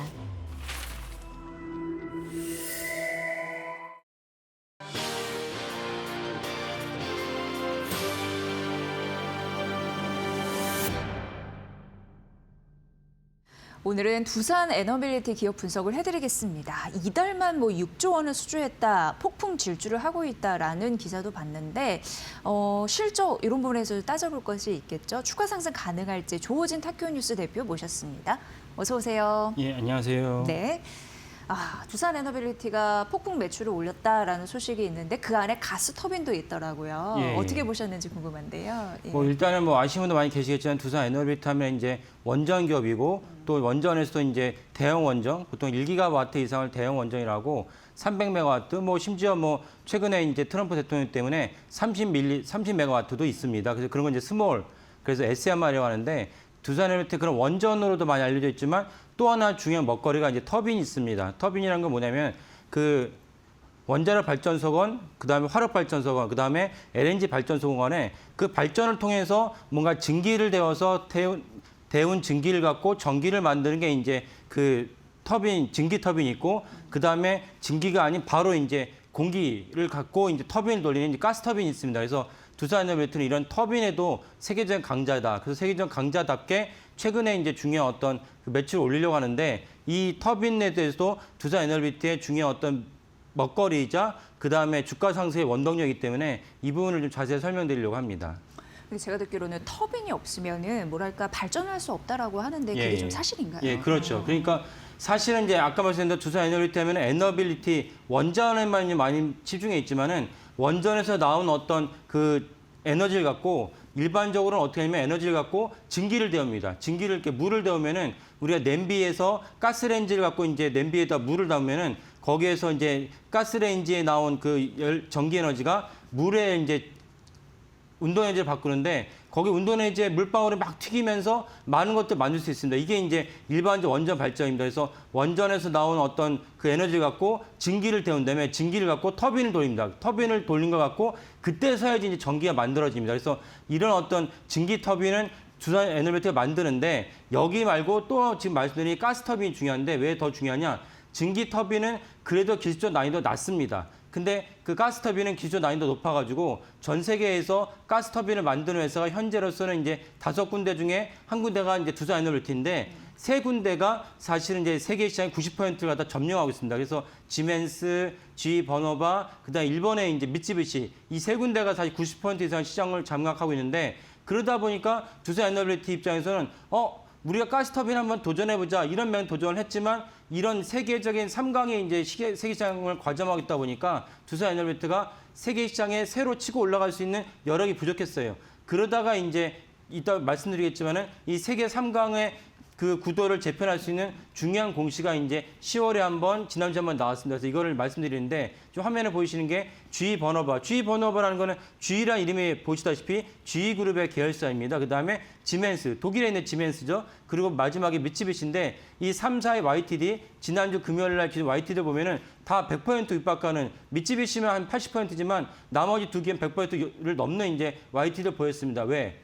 아까 말씀드린 대로 전 세계적으로 다 전기가 부족한 상황입니다. 이유는 이제 그 AI 때문에 그렇습니다. 전기가 부족하니까 원전을 갖다 짓는 방법이 있죠. 원전을 지어봐야 빨라 2030년입니다. 그러면 당장 전기가 부족한데 어떡하냐? 그래서 당장 이제 내놓는 대안이 무엇이냐면 LNG를 갖고 LNG는 여기저기서 손쉽게 쓸 수 있지 않습니까? LNG를 갖고 일단은 이제 그 열에너지를 열에너지를 일으킵니다. 열에너지를 일으킨 열에너지를 이제 가스 터빈에 쏘면 가스 터빈이 돌아가면서 풍력 발전에 터빈이 돌아간다 보시면 됩니다. 터빈이 돌아가면서 그다음 전기를 만듭니다. 그래서 이런 가스 터빈은 아까 말씀드린 대로 GE 버너바, 지멘스, 미쓰비시 3군밖에 없기 때문에 이렇게 주가 성립이 엄청나다라고 보시면 되겠습니다. 네. 그 기업과 기업이 이제 계약을 할 때 사실 기밀이잖아요. 그래서 이게 밝히면 안 된다라는 조항이 있긴 한데 그래도 어떻게 보면 시장에서는 머스크일 가능성이 굉장히 높다 이렇게 생각하는 측면도 있더라고요. 그 상황을 궁금해하시는 것 같습니다. 시청자분들이요. 예. 그러니까 두산 에너빌리티 입장에서는 사실은 이제 제일 중요한 것은 원전이지만 또 하나 먹거리가 이제 가스터빈인데 가스터빈과 관련된 중요한 거 이제 10월에 한번 나고 지난주에 나왔습니다. 근데 같은 회사입니다. 같은 회사고 근데 공시를 보면은 경영상 기밀이라는 이유로 고객사에 대한 정보가 없어요. 근데 시장에서는 그 해당 회사가 이제 머스크라고 추정을 합니다. 머스크라고 추정을 하는데 머스크가 아까 말씀드린 사회고세 강제가 있는데도 불구하고 왜 신생기업인 가스터빈 입장에서 신생기업인 두산 에너빌리티에 맡겼느냐? 기존에는 강자 입장에서는 머스크 보고 야 기다려 다른 데로 다 줄 섰어 왜 너 뭐라고 너는 왜 새치기 하려고 그래? 그러니까 머스크 입장에서는 사업가니까 당장 이제 전기가 필요하고 전기가 필요한 터빈이 필요한데 기존의 3강은 야 물량이 밀려 있다니까 왜 너는 왜 먼저 달라고 그러는 거야? 이러니까 머스크가 생각하다가 누군가 얘기했겠죠. 두산 에너빌리티라고 한국 기업인데 신생 기업입니다. 그래? 신성 기업인데 언제 줄 수 있다? 당장 줄 수 있답니다. 그럼 걔네를 왜 제끼는 거야? 걔네 불러와 하는 것이 올해 10월이고 연이어서 이제 지난주도 한번 공시가 나왔습니다. 그래서 두산 에너빌리티 입장에서는 그 머스크를 비롯한 모든 테슬라 관련된 기업들을 보면 대부분 공시가 그렇습니다. 추가로 취재하고 들어가면 이게 일론 머스크구나라고 알 수 있지만 대부분 처음부터 일론 머스크라고 얘기가 대부분 안 나와요. 그래서 이제 아까 말씀드린 여러 가지 시장의 상황을 봤고 그다음에 이제 머스크의 여러 가지 또 기업가적인 어떤 그 도전적인 정신을 봤을 때 이 기업이 사실은 머스크가 발주한 거구나라고 인지를 하는 것입니다. 그래서 10월에 한번 지난주에 한번 일론 머스크가 두산 에너빌리티 입장에서는 좋은 기회 머스크 입장에서는 상당한 리스크를 갖다 감수하면서 두산 에너빌리티에다가 가스터빈을 갖다가 2번 발주했다. 이렇게 이해하시면 되겠습니다. 근데 머스크 CEO 입장에서는 어떻게 보면은 도전일 수도 있잖아요. 근데 이렇게 좀 뭐라 그럴까 밀고 나가는 이유는 뭐라고 보세요? 머스크는 예, 당장 전기가 필요하고 이 예. 필요한 전기를 갖고 자기가 AI 사업을 해야 되는데 전기가 없으니까 그래서 이제 어쩔 수 없이 두산 에너비를 선택을 했습니다. 그러면 왜 이게 그 리스크라고 봐야 되느냐? 아까 말씀드린 3사, 가스터빈 시장의 3사들은 한 번이 가스터빈을 납품을 하면 납품한 가스터빈을 갖고 약간의 유지보수, 물론 약간이라기에는 좀 비용이 비싸긴 합니다. 워낙 덩치가 큰 사업이니까 유지보수를 하면서 얼마나 쓰냐? 3년, 5년이 아니고 30년을 씁니다. 그러니까 바꿔 이게 뭐냐면 한 번 잘못 채택하면 30년이 날아가요. 그러니까 사실 다른 기업들도 그 3사에서 그 물량이 없다고 우리가 기다릴 수밖에 없지만 머스크는 언제나 그럴 때 우리는 그러면은 그러느니 사실 멈추지 말고 새로운 걸 하겠다라고 해서 두산 에너비트를 선택했다고 보시면 되겠고 이런 기질이 또 언제 한번 드러났냐. 올해 한 7월인가 한번 무슨 일이 있었냐면 그 머스크가 삼성 파운드리에다가 이제 그 새로 이제 그 발주랍니다. 텍사스에다 공장을 갖다 짓고 거기다가 머스크가 하려고 하는 이제 AI 칩을 갖다 맡겼다라는 게 공시가 나오면서 삼성전자 파운드리가 계속 안 좋다가 머스크의 어떤 발주를 말미암아서 회생의 기회를 마련했다는 거 뉴스를 보신 분들이 계실 것입니다. 그럼 머스크가 왜 이게 기회냐? 당연히 머스크는 어디다 맡기고 싶어 하느냐? 이 파운드리의 그 대장주는 이제 대만의 TSMC죠. 대만의 TSMC에 줄 수 있는데 대만의 TSMC에 주려고 하면 머스크한테 야 그러면 우리가 지금 애플도 밀려있고 엔비디아도 밀려있는데 너한테 물량을 새로 주려면은 기존의 계약을 해지하고 너한테 줘야 되잖아. 그러면 30%를 더 내놔. 그러니까 머스크 입장에서는 그렇지 않아도 비싼데 TSMC 그렇지 않아도 비싸거든요. 근데 거기다 30%를 더 얹어달라면 머스크는 안 되겠다. 그래서 대안으로 누굴 찾았냐? 삼성전자 파운드를 찾았어요. 삼성전자 파운드리는 너무 수율이 안 좋아가지고 지난 분기, 2분기까지 계속 적자를 기록했던 게 사업부입니다. 근데 머스크가 거기다 맡겼다는 것은 엄청난 리스크이죠. 머스크는 근데 리스크를 감내하는 것보다는 사업이 지체하는 것도 안 좋다라는 차원에서 삼성전자에 맡겼어요. 동일하게 가스터빈이 필요한데 GE 버너바, 그다음에 지멘스, 미쯔비시 못 준다고 하는 거야. 근데 이미 두산 에너빌트인데 두산 에너빌트가 완전 신생 기업이긴 하지만 그렇다고 해서 완전 초짜는 아니에요. 왜냐하면 국내 가스터빈 시장에서는 두산 에너빌트가 납품한 적이 있거든요. 그러니까 머스크가 그런 스펙을 쫙 보다가 두산 에너빌트 맡기자라고 결정을 한 것입니다. 그래서 두산 에너빌트 입장에서는 새롭게 가스터빈 시장에 발돋울 수 있는 중요한 어떤 계기가 되는 것이고 머스크 입장에서는 기다리느니 두산 에너비티 믿고 사실 전기 생산하는 게 더 낫다. 이런 어떤 사업 과정 기절이 맞물리면서 이번에 10월에 한 번, 지난주에 한 번 그런 대규모 공시가 나왔다. 이렇게 이해하시면 되겠습니다. 네. 그러니까 어떻게 보면은 머스크 CEO 입장에서는 두산 에너빌리티를 선택할 수밖에 없는 필연적인 이유가 있었다. 그렇죠. 예, 예. 그리고 사실 이제 국민성, 우리나라 또 납기를 정확히 맞춘다라는 그런 신속하게 한다 이런 또 장점도 있잖아요. 그런 예. 부분도 있지 않았나라는 생각을 하게 됐네요. 예, 맞습니다. 예. 그럼 이제 두산 에너빌리티 증설할까요? 예. 그런 부분을 기대할 수 있을까요? 그렇죠. 예. 사실 가스터빈 시장이라는 게 좀 이제 화면이 너무 작아서 잘 안 보이시겠지만 가스터빈의 블레이드라고 있는데 블레이드 하나하나가 얼마짜리냐? 블레이드 하나하나가 1,000만 원입니다. 그 블레이드 손상이 가면 그 바꿔야 되는데 또 몇백만이 들어요. 그 정도로 고부가치 사업인데 그러다 보니까 아까 말씀드린 3사가 과점을 하고 있으니까 두산 에너빌리티 입장에서는 누군가 자기를 선택한 지금 화면에 보이신 저 블레이드 하나가 사람의 머리를 가리는 블레이드 하나가 1,000만 원이에요.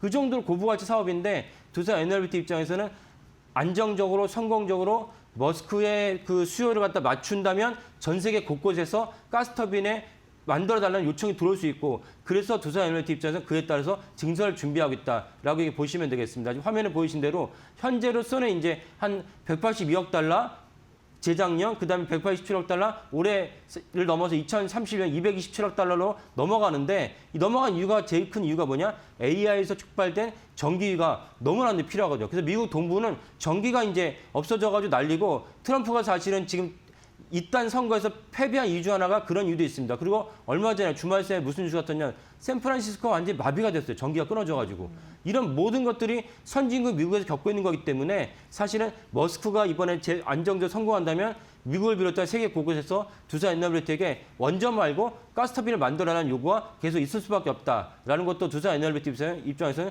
중요한 어떤 모멘텀이 된다라고 보시면 되겠습니다. 네, 게다가 이제 체코 원전의 납품 공시 이런 부분도 있었잖아요. 그렇죠. 그게 예. 가져다주는 모멘텀도 좀 설명 좀 부탁드릴게요.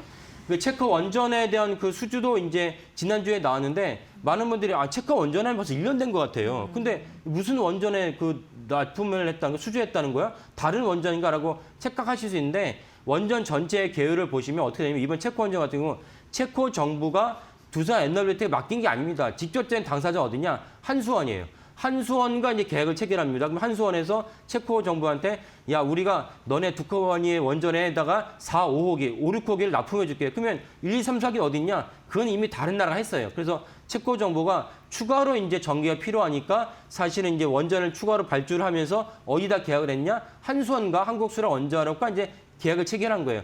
거기서 계약 체결이 끝나면 그다음에 한수원이 실제로 원전에 필요한 주기기, 리액터라는 주기기를 누구에게 납품하느냐? 그건 이제 당연히 두산 에너빌리티에 납품하는 것이죠. 그래서 한수원과 두산 에너빌리티의 납품 계약이 지난주에 나왔다. 그래서 원자로 터빈 등 여기서 터빈은 이제 당연히 원전이기 때문에 아까 오늘 처음 설명드린 가스 터빈이 아니고 증기 터빈 그것도 비싸죠. 증기 터빈의 핵심 장치를 갖다가 발주했다는 것이 지난주 공시입니다. 그래서 이거에 대해 오해가 없으시면 되겠고 그러면 실질적으로 이제 언제 체코에서 원전을 갖다가 이렇게 가동하게 되냐? 2038년. 그러니까 사실은 아까 말씀드린 대로 원전은 이제 너무나도 중요한 사업이지만 당장 전기를 갖다가 생산하기에는 좀 시간 차가 있다. 이 점도 같이 기억하시면 좋겠습니다. 그럼 대표님 여기에 대한 증설도 두산 에너빌리티가 어느 정도 준비 중인가요? 그렇죠. 예. 그리고 이제 SMR도 두산 에너빌리티 또 다른 중요한 사업인데 SMR 같은 경우는 이제 똑같이 지난주에 증설 공시가 나왔는데 8천억을 들여서 SMR 전용 공장을 짓겠다라고 얘기했습니다. 그러니까 SMR은 사실은 이제 S가 스몰이거든요. 그래서 제가 처음 설명드렸다시피 1000메가, 1기가 넘으면 대형 원전. 그래서 체코는 이제 그 대형 원전 1기가 넘어가고 그다음에 300메가 정도는 이제 스몰 SMR이고 그보다 더 작은 이제 30메가도 있습니다. 이런 것들은 이제 두산 에너빌리티가 별도로 짓고 있는데 왜? 세계 곳곳에 또 SMR 또 요구하는 데가 많아요. 그래서 SMR 자체는 어떤 장점이 있냐? 냉각수가 필요한데 냉각수가 적게 써도 됩니다. 그래서 우리나라 모든 원전은 다 대형 원전인데 대형 원전 다 바닷가를 끼고 있어요. 냉각수 때문에 그렇습니다. 오해하시면 안 됩니다. 냉각수 때문에 그런 것이 원전에서 나온 그 뭔가 핵 폐기물이 바다 흘러가지 않습니다. 그거에도 오해하지 마시면 되겠고 그래서 냉각수 때문에 이제 바다를 끼고 있는데 SMR은 바다를 끼고 있지 않아도 됩니다. 그래서 용량이 작아도 되는데 어느 정도 용량이냐? 호수로도 충분해요. 호수나 강으로도 충분하다. 그래서 우리나라가 원전의 강국이라 자부심을 갖다가 표출하고 있지만 정작 해외에서 봤을 때 우리나라 자체로 봤을 때 왜 우리나라에 SMR이 없느냐? SMR 왜 짓지도 않고 있냐? 이런 관점에서 봤을 때 평택이나 용인에 SK하이닉스와 삼성전자가 반도체가 계속 엄청난 규모를 짓고 있는데 거기에 전기를 공급해야 되죠. 그러면 인근에다가 SMR을 지으면 딱 좋습니다. 그러면 경기도에다 SMR 지으면 한강에다가 냉각수 끌어오면 되는데 한강에 끌어오는 게 어려우면 충남에다 끌어와서 거기서 서해 바다를 갖다가 끌어와서 냉각수 쓴 다음에 거기서 생산된 전기를 평택이나 용인에 보내면은 완벽하게 해결이 됩니다. 이건 정책적 차원에서 우리가 야심차게 추진할 필요가 있다라고 말씀드립니다. 네. 이렇게 수주 소식 그리고 증설 소식 이런 거 들으니까 다음번에 그 두산 에너빌리티의 실적 이런 부분도 굉장히 기대가 되네요. 오늘 두산 에너빌리티 원전 그 안에 이제 가스 터빈 이런 주요 동력 이런 모멘텀도 챙겨봤습니다. 조호진 탁교뉴스 대표와 함께했습니다. 잘 들었습니다. 예, 감사합니다.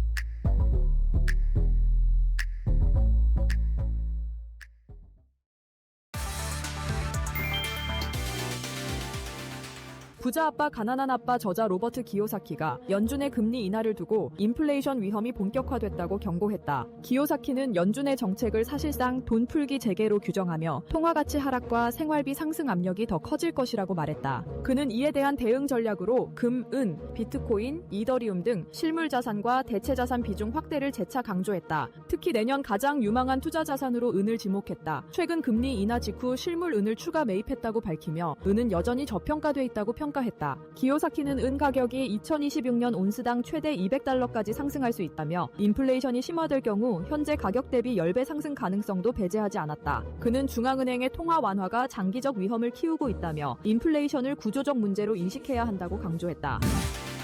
삼성전자가 인공지능과 로봇을 중심으로 전사 조직과 인력을 재편하고 있다. 사내 인력 재배치와 함께 외부 AI 로봇 전문가 영입도 병행하며 미래 성장 동력 확보에 속도를 냈다. 삼성전자는 경영 지원 담당 직속으로 AX팀을 신설해 전사와 사업부별 AI 전환 과제를 발굴 실행하고 있다. 업무 전반에 AI를 적용해 생산성과 효율을 높이는 것이 목표다. 삼성 리서치에는 생성형 AI 전담 조직인 노바 AI 랩을 만들고 사내 대표 AI 인재와 해외 전문가를 집중 배치했다. 로봇 분야에서는 휴머노이드 개발을 담당하는 미래 로봇 추진단이 본격 가동됐다. 제조 현장에서는 디지털 트윈과 AI 기반 자율 공장 구현을 위한 인력 채용도 진행 중이다. 삼성전자는 AI를 단순한 기술이 아닌 업무 제조 제품 전반을 관통하는 핵심 인프라로 활용하고 로봇 기술을 차세대 사업으로 키우기 위해 선제적인 인재 확보가 필수적이라고 보고 있다. AI 드리븐 컴퍼니 전환을 위해 AI 개발뿐만 아니라 연구 개발, 설계, 공정, 품질 분석 등 생산 전 과정에 AI를 적용하는 것이 삼성의 보관이다.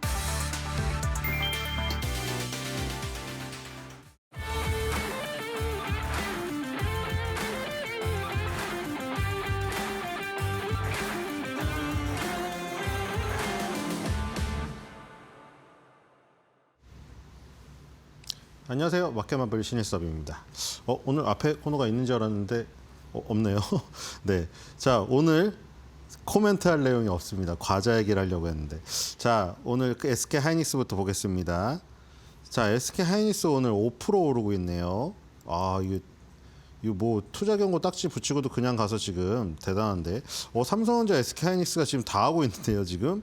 이거 비중이 27%가 됐습니까? 언제? 이 비중이 30%입니다, 거의. 이렇게 되면은 너무 1, 2에 쏠림 현상이 좀 심하긴 하는데, 지금. 자, 삼성전자, SK 하이닉스 지금 불기둥이네요, 이거. 이거 뭐, 지수가 오르는 데는 좋습니다. 매그니피센트 7이 그냥 주구장창 올라서 미국 지수를 다 올려버리잖아요. 그 쏠림 현상이 굉장히 심한데, 지수는 잘 안 죽죠. 이게 우리나라도 이제, 이거 뭐 소외되는 사람들이 많을 수밖에 없어요. 지금 사실 지금 시장에서도 소외되는 사람들이 굉장히 많다는 거는 여러 가지 자료들로 보도가 계속 되고 있잖아요. 근데 그런 것들이 어쩔 수 없습니다. 이게 가속화되면 가속화될수록 더욱더 심화될 수밖에 없어요. 이게 계속 그렇다고 삼성전자, SK 하이닉스를 또 손절하고 가기도 그렇잖아요. 이게 계속 이게 장이 끝날 때까지, 이 장이 마무리가 될 때까지 계속 반복이 되고, 근데 솔직히 말해서 이게 손이 안 가는 것도 이해가 됩니다. 그게 말하는 거랑 옆에서 말해주는 거랑 직접 실행하는 거는 어렵거든요. 이게 그러니까 지금 계속 이 얘기를 듣고 있으면서도 안 돼요. 그렇죠? 왜냐면 또 뭐 계속 그 똑같은 종목 얘기하기가 그런데 맨날 얘기하는 그런 종목들 있잖아요. 지금 내리 꽂은 종목들이 그게 막 단위가 굉장히 크게 물려있기 때문에 그거를 뭐 버리라고 하는 게 사이버머니도 아니고 옆에서 안 가지고 있는 사람들이 얘기하는 건 쉬워요. 근데 그런 것들이 어렵죠, 사실. 그거를 버리는 게. 그 돈이, 그쵸, 다시 복구하려면은 다시 100%를 복구하려면 200%를 수익을 내야 되거든요. 마이너스 100%가 나면. 그러니까 그런 것들이 힘듭니다. 그러니까 지금 계속 듣고 있으면서 괴로울 수밖에 없어요. 근데 이제 이거를 갖고 있는 사람들은 이제 즐겁죠. 지금 오늘도 딱 그 장이 최근에 어떤 쏠림 현상을 정말 적나라하게 보여주는데 저렇게 되면 이제 삼전 SK 하이닉스 비중이 계속 높아져요.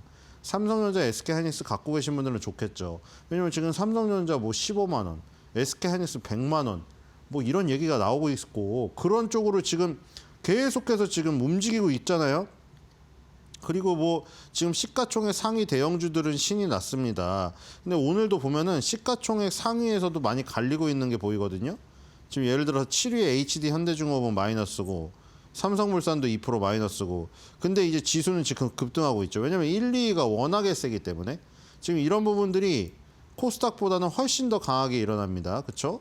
코스닥 시장은 지금 분산이 그나마 되어 있죠. 알테오젠이 지금 5% 차지하고 있는데 이게 빠져나갈 거니까 그럼 지금 3%대에서 고만고만한 3%대는 에코프로비움 하나 남겠네요. 이렇게 되면. 그래서 지금 이제 고만고만 2%, 1%대에 이제 포진되어 있기 때문에 그런 현상이 조금 덜한데 이거는 지금 비중 자체가 27%가 넘죠. 지금 소수점까지 하면은 28%예요. 지금. 그러니까 10분의 3이 삼성전자, SK하이닉스예요. 그러니까 지금 저런 쏠림 현상들, 지금 뭐 그런 거에 좀 개의치 않는다면, 예를 들어 아예 그냥 관계가 없이, 예를 들어 아무 지금 백지 상태다, 내 포트가. 그러면은 정말 실어야죠. 주도주에 실어야 되는 것이고, 주도주를 정말 갈 수 없는, 아까 전에 어쩔 수 없는 그런 상황이 있잖아요. 그럼 정말 예를 들어 여윳돈이 어떻게 정말 떨어졌어, 운 좋게 생겼다고 하면은 이제 이걸로 만회해서 지금 손실 보는 부분을 팔아 깎으면 되거든요. 근데 뭐 그렇게 지금 뭐 여윳돈이 뭐 우리가 꿈처럼 떨어지기도 쉽지가 않고, 그렇죠? 뭐에 로또가 당첨이 돼야 되잖아요. 그런 거는 있기가 힘들 거라는 생각이 듭니다. 어쨌든 간에 삼성전자, SK하이닉스의 쏠림 현상은 계속 되기 때문에 이게 강화되면 강화될 거라는 거 지금 아시고 대응을 하셔야 될 것 같아요. 이게 4,500, 5,000을 간다고 해서 뭐 옆으로 확산이 돼가지고 다른 종목으로 가겠거냐 하는데 오히려 더 강화가 될 겁니다. 그렇게 되면은 4,500, 5,000을 가면은 삼성전자, SK하이닉스의 비중이 오히려 높아져요. 30%를 돌파할 수도 있습니다. 그런 거를 시장의 어떤 그 원리를 아셔야 될 것 같아요. 자, 지금 개요를 보겠습니다. 개요는 이제 삼성전자, SK하이닉스는 개요를 많이 보게 되겠죠. 자, 2010 본사를 뒀다. 한 3번 말한 것 같은데 이제. 그렇죠? 그래서 이제 3분기도 이제 많이 봤죠. 매출액, 영업이익, 당기순이익 엄청나게 증가했습니다. 자, 그리고 이제 AI 트레이닝 인퍼런스, 그렇죠? 지금 학습 추론 시장, 예, 수요가 증가한다, 이거 있었죠. 그리고 이제 마이크론 테크놀로지가 지금 굉장히 지금 뜨겁게 올랐기 때문에 삼성전자, SK하이닉스의 상승이 사실 예고가 됐습니다. 마이크론 테크놀로지가 저렇게 올라주는데 삼성전자, SK하이닉스가 그래도 발꿈치는 따라갈 정도는 되지 않았습니까, 이제? 옛날처럼 아예 정말 괴리가, 물론 SK하이닉스는 마이크론 테크놀로지랑 굉장히 유사한 차트의 흐름을 보이고 있었고요. 삼성전자는 이제 따라가기 시작한 겁니다. 그래서 지금 마이크론 테크놀로지의 어떤 부활이 굉장히 큰 도움이 된 것이고요. 자, 뉴스 보겠습니다. 자, 오늘 하나증권에서 아주 그냥 희망찬 그 얘기가 나왔습니다. 지금 뭐 이런 얘기는 옛날부터 사실 있었어요. 한쪽에 항상 있었어요. 삼성전자, SK하이닉스가 이게 원래 평가가 아니라 저평가되었다고 하는 분석이 항상 있었는데 그게 시장에서 안 먹히다 보니까 무시당했죠. 저평가는 무슨 저평가냐. 만년 그 정도의 수준인데 그러면 그게 저평가가 아니다. 우리나라 한국 증시도 항상 그랬잖아요. 한국 증시가 저평가되었다. 그거를 1년 주장하면은 그나마 일리가 있다고 평가를 받는데 10년째 저평가라고 얘기를 하면은 그 사람 말에 대한 정당성이 계속 희석됐어요. 왜냐하면 그걸 주장할 어떤 가치가 없어져 버리니까. 저평가라고 주장하려면 저평가가 해소되는 기간이 우리 투자자분들이 뭐 아주 느긋한 투자자, 뭐 성질 급한 투자자가 있는데 성질 급한 투자자는 뭐 단타라도 테마주도 급하죠. 천일고속도 안 오른다고 할 거예요. 근데 그런 사람 빼고 일반적인 성향을 가진, 속도의 성향을 가진 사람도 한 6개월 안에는 그런 저평가 해소가 일어나야 저평가라고 주장하는 사람들의 판단의 근거에 대해서 공감을 해주지. 안 그러면 1년 이상 지나가잖아요. 일반적인 속도를 가진 성향의 투자자분들도 그거 왜 저평가냐 합니다. 그리고 그게 맞죠. 그 저평가라는 게 지금 이런 상황 속에서 있을 수가 있습니까, 지금? 이런 시기에 있을 수가 있냐고, 이런 시대에.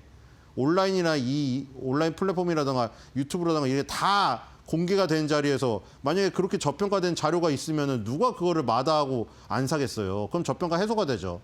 순식간에. 그래도 해소가 안 되는 거는 한국형 디스카운트가 분명히 존재했던 거예요. 그렇기 때문에 그게 안 됐는데 저렇게 옛날 주장을 해봤자 저 무슨 소리 하고 있어, 이런 게 되었죠. 근데 이제는 이게 그래 이제 먹히겠지 이렇게 되고 있는 상황이에요. 지금 보면은 이런 거잖아요. 옛날에 이런 얘기 많이, 맨 밑줄이 가장 중요하죠. 옛날에도 항상 10년째 저런 얘기가 있었는데 무시당했다니까요. 지금 보시면은 마이크론의 연초 이후 주가 상승률이 216%인데 SK하이닉스 15%를 초과했다. 1%가 앞섰다. 옛날에 이런 거 썼던 거를 지금 뭐라고 했겠어, 사람들이. 아니 지금 그러면 반대로 얘기했겠죠, 옛날에는. 아니 미국의 마이크론이 겨우 한국의 SK하이닉스 상승률에 1%밖에 못 앞선다고? 이게 마이크론이 저평가잖아. 이런 얘기가 나오죠. 100%는 더 올라야 되는 거 아니야? SK하이닉스보다? 그런 얘기가 나오죠. 근데 지금 이런 얘기를 쓰고 있다니까요, 지금은. 연초 대비 216%에 달해서 SK하이닉스의 215%를 1% 초과했다. 그래서 마이크론 대비 국내 메모리 업체들의 주가 퍼포먼스가 약할 이유는 없다고 판단했다. 지금은 이제 이런 것들이 먹히죠. 우리나라 시장이 지금 이제 밸류업이 되고 있으니까 지금 옛날에 이런 게 먹히지도 않았습니다. 그렇죠? 아니 당연하지. 왜 SK하이닉스가 마이크론보다 더 올라야 되는데? 말이 안 되는 거예요, 그거는. 그렇게 얘기하는 게 맞았던 거죠. SK하이닉스가 아무리 2등을 차지하고 메모리 반도체 시장에서 그러더라도 지금 주가는 항상 미국의 주가가, 기업의 주가가 많이 올랐단 말이죠. 근데 지금 이런 분석이 이제 나왔습니다. 그렇죠? 그래서 이 얘기는 결국 뭐냐? 지금 최소한이라고 해도 웃긴데 1%만 올리면 마이크론 주가니까 마이크론의 주가 상승률보다는 무조건 위여야 된다는 거죠. 지금 하나증권의 얘기는. 그 얘기가. 자, 커뮤니티 보겠습니다. 자, 투경 해제 조건 올려놓으셨는데 저거 해놓으신 분들 아무리 봐도 모르겠어요, 저는. 자, 지금 투자 경고 딱지 붙어 있죠. SK하이닉스의 투자 경고 딱지가 붙은 것도 참 이례적입니다.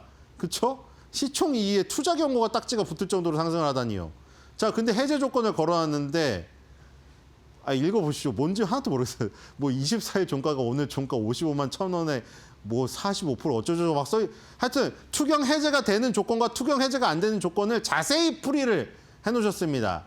박수를 보내드립니다. 근데 모르겠어요. 하여튼 투경이 지금 달려있는데 기분 좋은 투경이 달려있다. 자, 산타형 왔어. 이제 산타형, 그쵸. 이제 산타형이 왔다고 이제 생각하시는 분들은 좋은 종목을 가지고 계신 거고 아니신 분들은 좀 힘든 종목 갖고 계신 거죠. 자, 냅두면 70만 원 간다. 미국 주식이었으면 200만 원. 야, 이게 바로 그 하나증권의 그 말이랑 지금 똑같은 거 아닙니까? 이제 연계되는 거죠. 미국 주식이었으면 200만 원 갈 것인데 코리아 디스카운트 때문에 그동안 계속 못 갔었는데 이제 밸류업이 되니까 우리도 이제 만약에 SK하이닉스가 미국 주식이었으면 200만 원 갈 가치였는데 한국 주식이었으니까 200만 원 못 갔던 거잖아요. 근데 이제 한국 주식도 밸류업이 되니까 SK하이닉스가 한국에 있어도 그쵸, 뭐 분할해가지고 무슨 미국 상장 안 해도 200만 원은 갈 수 있다. 뭐 200만 원까지 갈지 모르겠지만 이분은 그런 어떤 얘기를 하시는 거예요. 자, 코스닥 보겠습니다. 200만 원 갈지 모르겠는데 200만 원 가면 근데 SK하이닉스 비중이 너무 높아지는 거 아닙니까 이거? 자, 코스닥 미래에셋 벤처투자 오늘 또 뜨겁죠 지금 이거 난리가 났습니다 지금. 자, 미래에셋 벤처투자 저번에도 한 거 같은데 네, 미래에셋 벤처투자는 코스닥에 있겠죠. 네, 몇인지 모르겠어요. 자, 미래에셋 벤처투자가 엄청나게 뜨거운데 자, 기업계를 보겠습니다. 벤처캐피탈이라고 했죠. 벤처캐피탈 회사여가지고 여러 군데 이제 그 투자를 하고 있는데 맨 마지막에 보면 이제 2024년도에 AI 프론티어라고 결성했다고 했죠. 최근에 AI 분야 투자를 확대하고 있다. 그렇죠. 이런 거고 초기에 투자를 해가지고 나중에 회수를 하는 이런 그 구조를 갖고 있죠.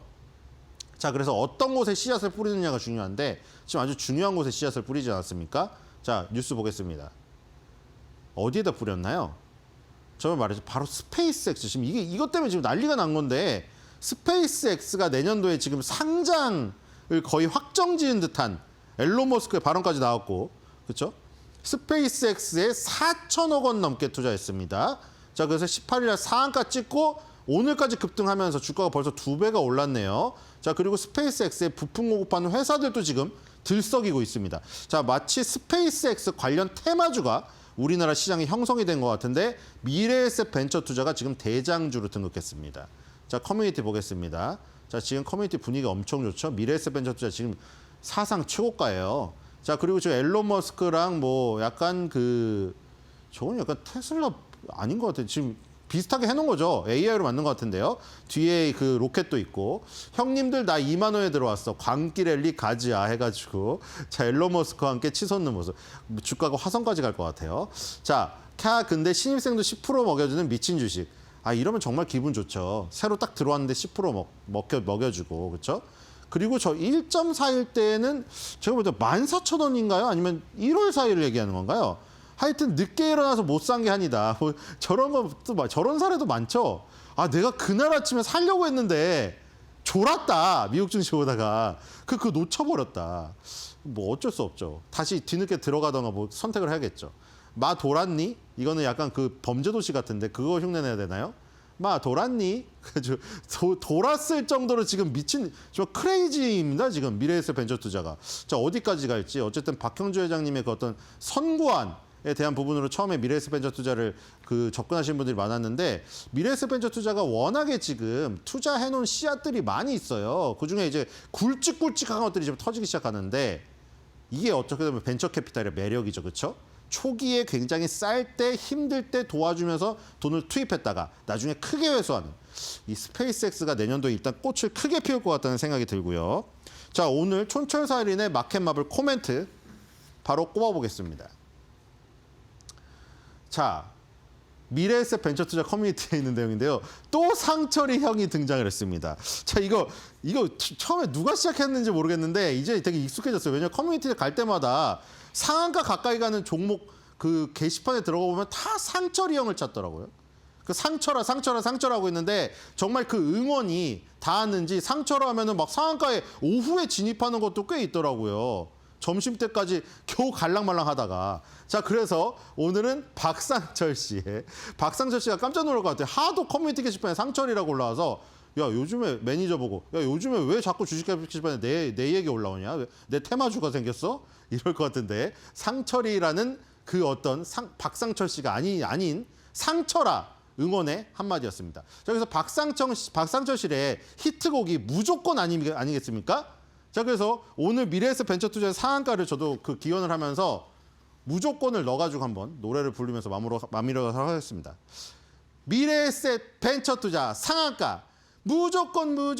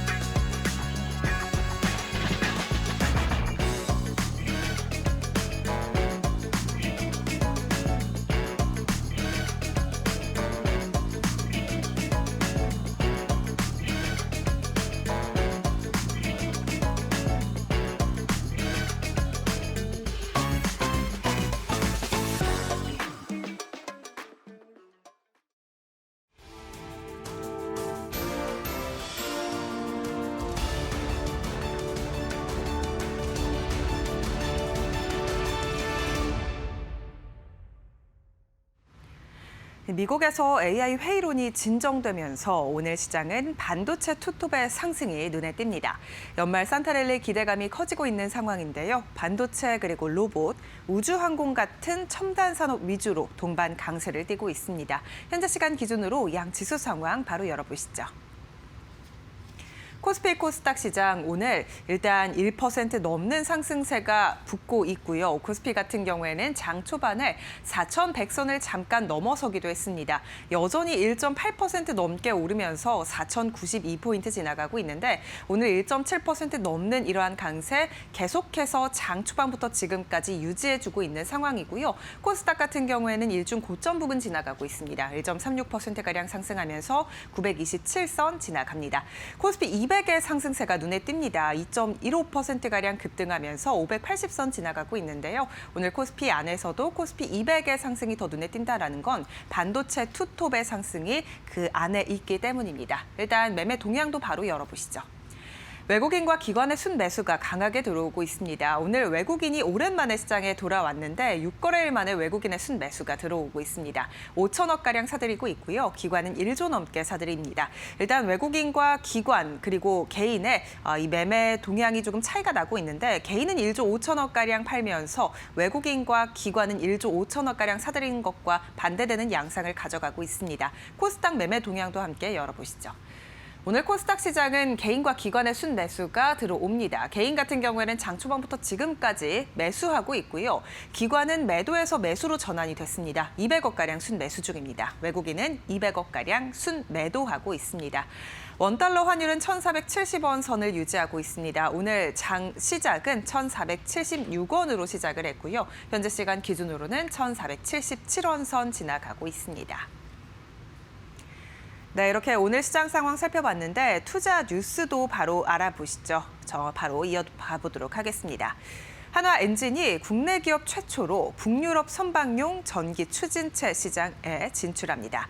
한화엔진은 지난 19일 노르웨이 전기 추진 및 전력 자동화 시스템 전문 기업인 SEAM에 지분 100%를 인수하는 계약을 맺었다고 오늘 밝혔는데요.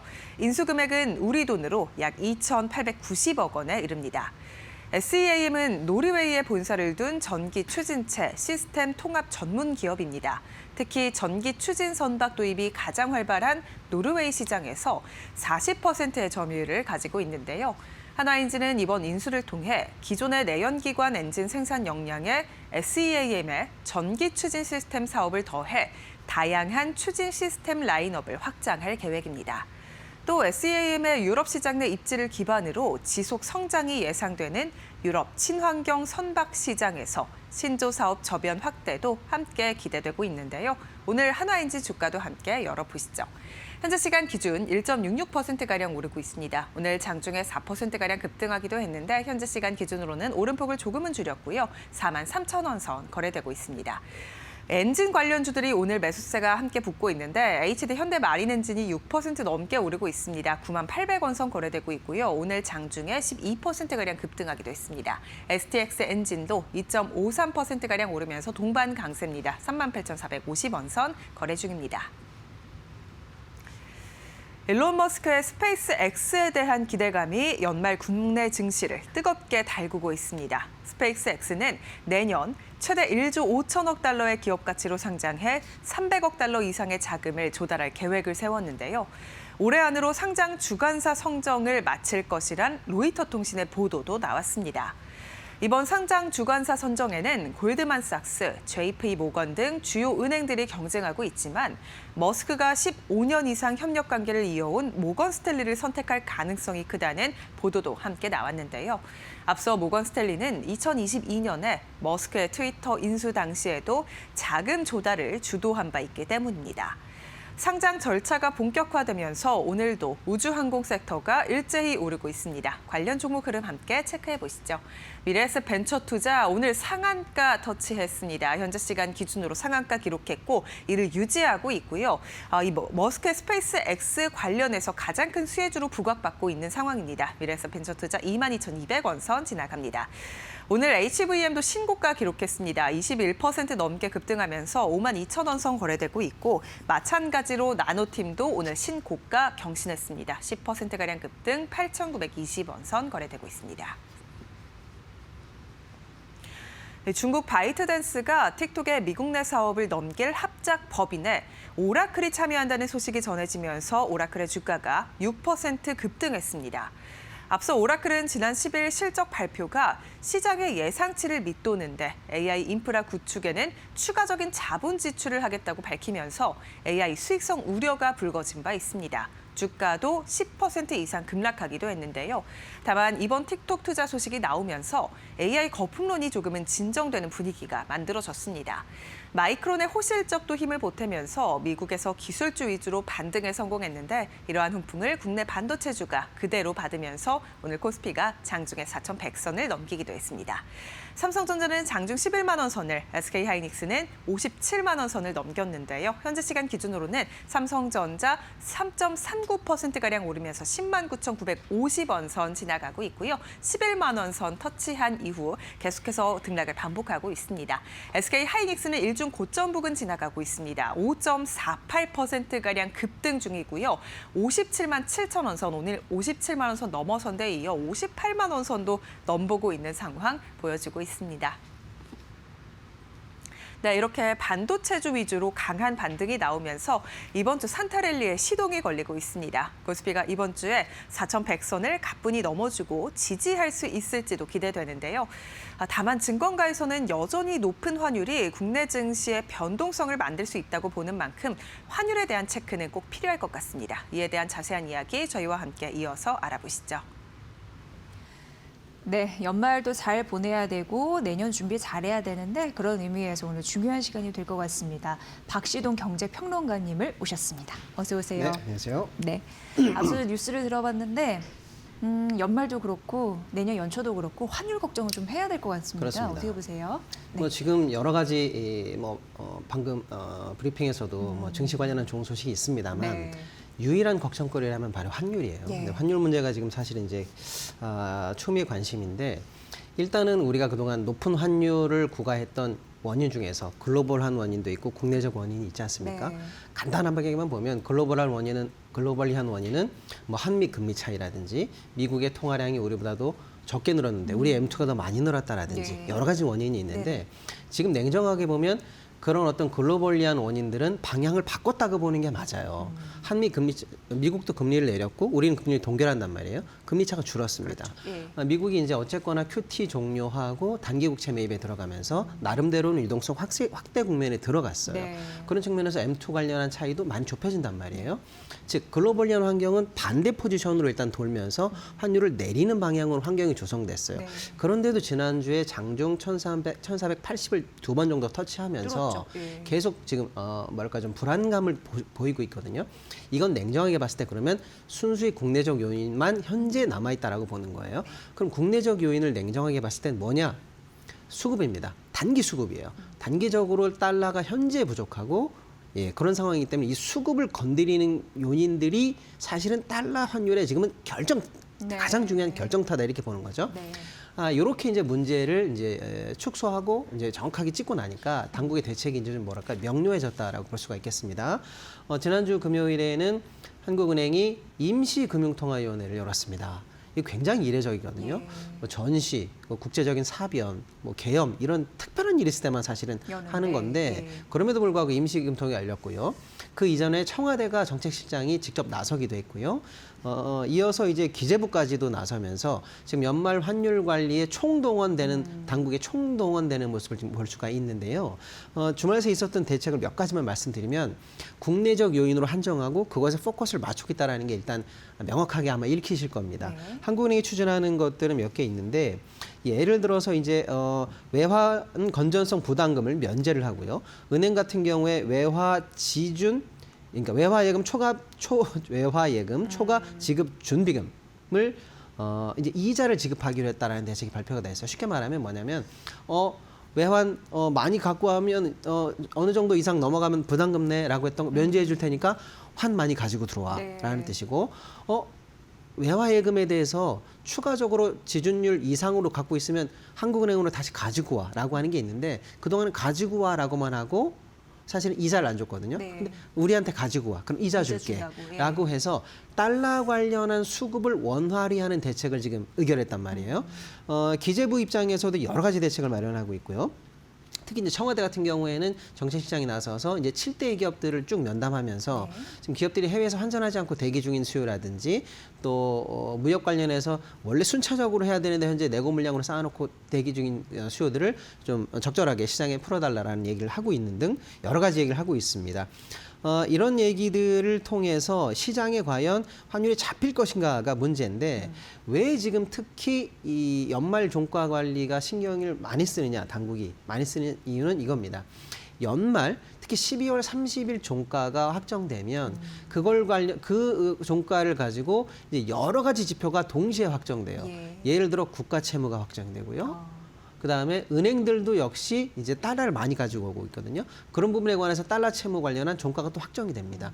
그럼 은행들 입장에서는 처음에 이제 달러 관련해서 1,300원에 예를 들어서 빌려왔는데 아직 갚을 기간이 안 됐음에도 불구하고 만약에 1,500원으로 종가가 확정됐다 그러면 200원만큼 올라갔기 때문에 그러네요. 예. 갚아야 될 금액이 올라간 거예요. 장부상. 예.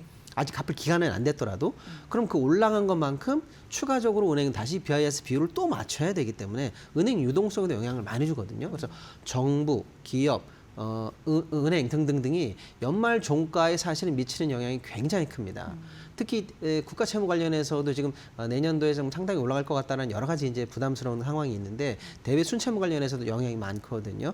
이런 측면에서 정부 하는 청와대가 연말 종가 관리를 위해서 총동원되는 모양새를 보여준다 이렇게 볼 수가 있겠습니다. 자, 그러면 이러한 정부 당국의 입장을 놓고 시장이 그럼 어떻게 반응할지가 이제 핵심이 되겠는데요. 현재 이제 전망을 보면은 하단을 1,450선 정도로 보는 게 가장 다수인 것 같습니다. 업계에서는요. 물론 1,500원이 넘을 수도 있다라는 얘기를 하는 전망도 있습니다. 어쨌거나 1,450선에서 1,500선이 가장 뭐랄까 합리적인 다수 전망을 현재 보이고 있는데요. 반면에 달러 환 관련해서 가장 그래도 국내에서 전문성이 높다라고 할 수 있는 구외환은행이죠. 이제 하나죠. 예. 하나에서 엊그제 이제 나온 리포트가 제가 볼 때는 조금 합리적인데 현재 원달러 환율을 고점이라고 본다. 예. 그래서 1,380원대 진입도 앞으로 가능하다라고 하면서 몇 가지 근거를 댔어요. 방금 말씀드린 것은 미국 쪽에서의 금리 인하와 유동성 이런 걸 보고 있고요. 어쨌거나 내년에 한국 경제의 펀더멘탈이 좋아질 수 있다라는 것. 그리고 내년에 이제 세계 국채 지수 WGBI가 우리가 들어갔거든요. 그 자금이 상반기에 이제 본격적으로 유입되면 거꾸로 이제 하방 압력을 갖고 온다라는 거고요.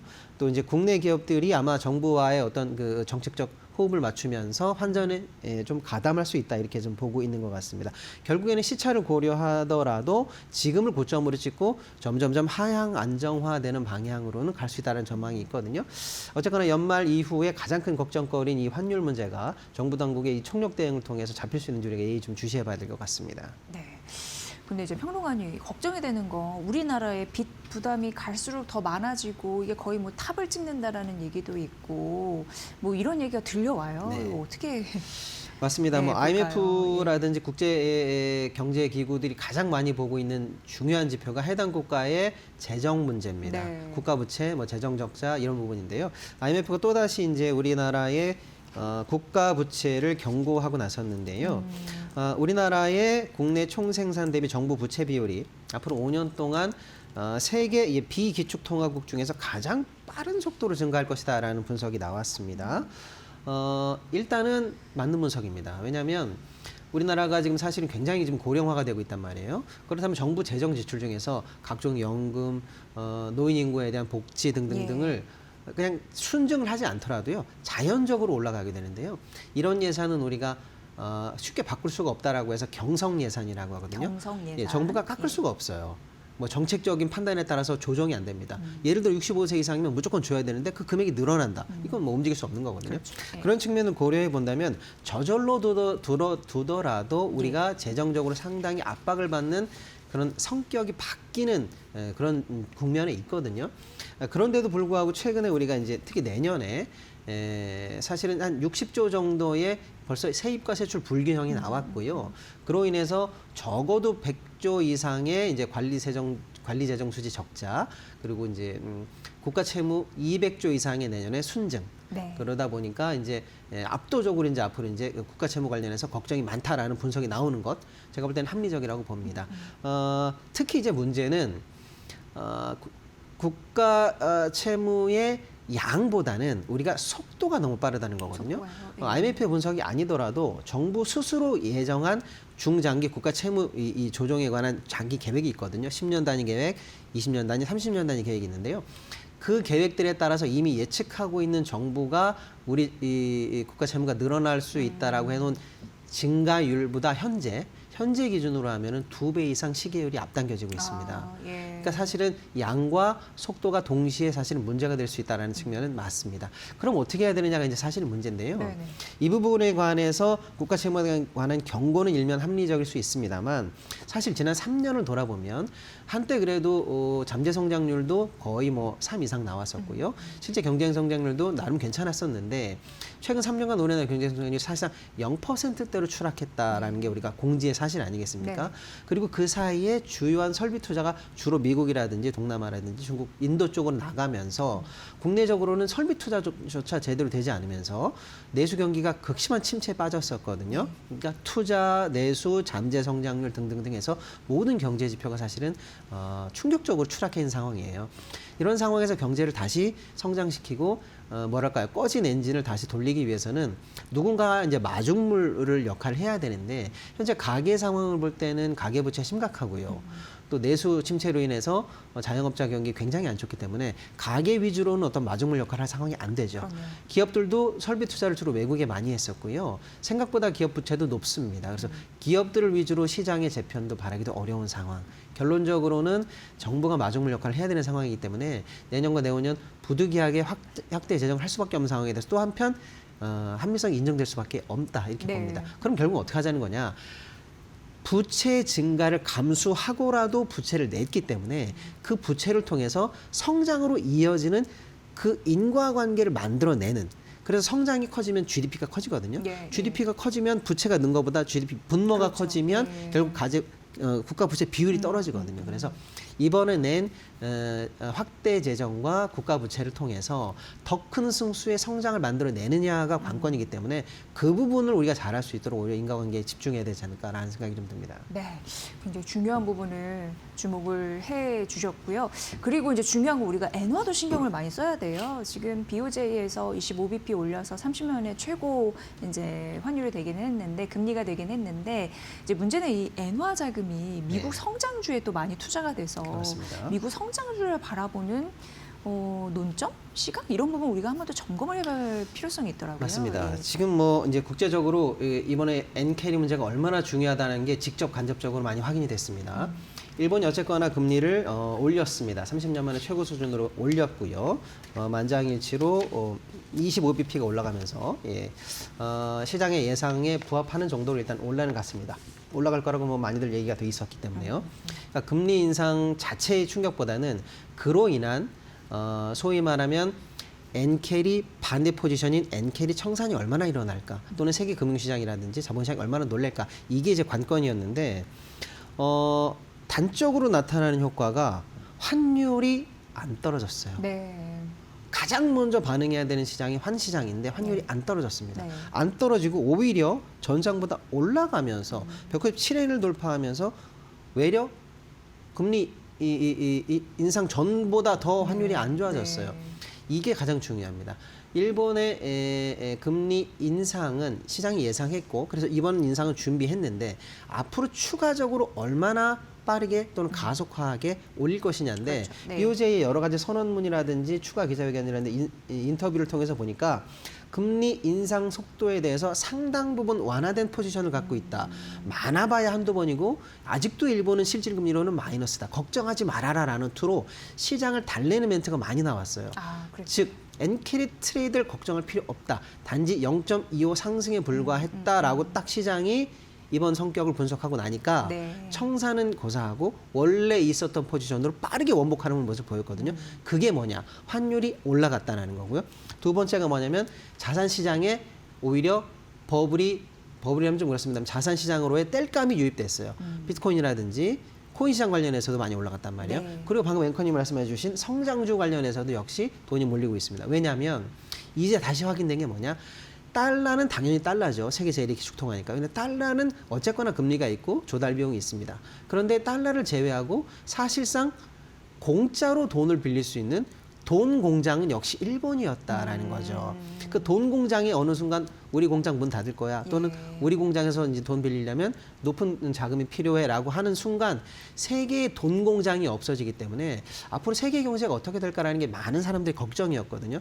근데 적어도 현재까지 BOJ 발표 이후에 적어도 한 2박 3일 정도의 지금까지는 아직은 돈 공장이 계속 운영을 굴러가라고 하니까 국제적으로 적어도 저금리나 공짜금리로 돈을 빌릴 수 있는 곳이 있다라고 하니까 버블 내지는 유동성으로 버텨낼 수 있는 시장, 코인 시장이라든지 방금 앵커님 말씀하신 미국 내 성장주 시장 관련해서도 여전히 아직은 걱정할 때가 아니다라고 해서 네. 투심이 많이 회복되는 모습으로 이어졌다 이렇게 볼 수가 있겠습니다. 네.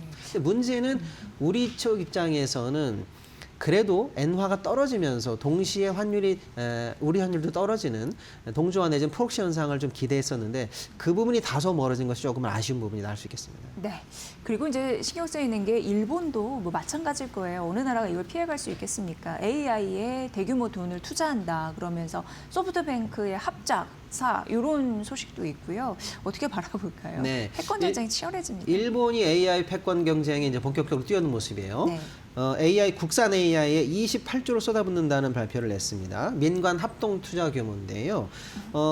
일본의 경제산업성 발표에 따르면 AI 기반 모델을 이제 일본의 자국 AI 이 모델을 만드는 회사를 설립한다는 거예요. 여기 정부 돈이 약 한 우리 돈으로 한 9조 4천억 정도가 투자될 예정이고요. 민간 자본이 한 18조 8천억 정도가 투자될 예정이라고 하네요. 소프트뱅크가 이제 민간 자원 관련해서는 총 조달 어떤 총괄 책임을 맡는 것처럼 보이고요. 해당 회사는 약 한 100여 명 정도의 전문 기술자들이 이제 투입될 예정이다라고 합니다. 뭐 아직은 이제 발표기 때문에 일본이 과연 어느 정도 성공적인 모델링을 해낼 수 있을 것인지, 그게 업계에 어느 정도 영향을 미칠 것인지는 조금 지켜봐야 될 것 같긴 합니다만은 그렇죠. 예. 사실은 우리나라의 AI 산업 발전에 우리가 지향하고 있는 모델은 뭐냐면요. AI 권역을 보면 미국이 한 권역, 중국이 한 권역, 유럽 한 권역입니다. 나머지 아시아는 중국과는 협력하기가 어렵거든요. 네. 데이터 주권 문제가 걸려있기 때문에. 그럼 나머지 아시아 전체를 한 권역이라고 봤을 때 여기에 AI 거점, AI 수도를 한국이 가져간다라는 게 국가 모델이에요, 네. 지금. 그런 측면에서 우리가 독보적으로 빨리 지금 성장하려고 여러 가지 지금 우리가 투자도 하고 국가 계획을 내고 있는 상황인데 맞습니다. 네. 혹시 일본이 아시아의 거점을 노린다면 우리와의 중장기적으로의 경쟁이 조금 생기는 거 아닌가라는 측면에서 조금 우려되는 부분은 있습니다. 어쨌거나 네. 우리가 이런 부분을 염두에 두고 일본보다 더 빠르게 그리고 더 뭐랄까요 좀 글로벌리한 어떤 거점으로서 역할을 빨리 확보하는 게 중요하다 이런 말씀을 좀 드리고 싶네요. 네. 네. 연말 전략 또 이렇게 봐드리는 건 다음 주 월요일에 이어지니까 다음 주 월요일 이 시간도 꼭 채널 고정해 주시면 감사하겠습니다. 박시동 경제평론가님과 함께 말씀 나눠봤습니다. 고맙습니다. 감사합니다.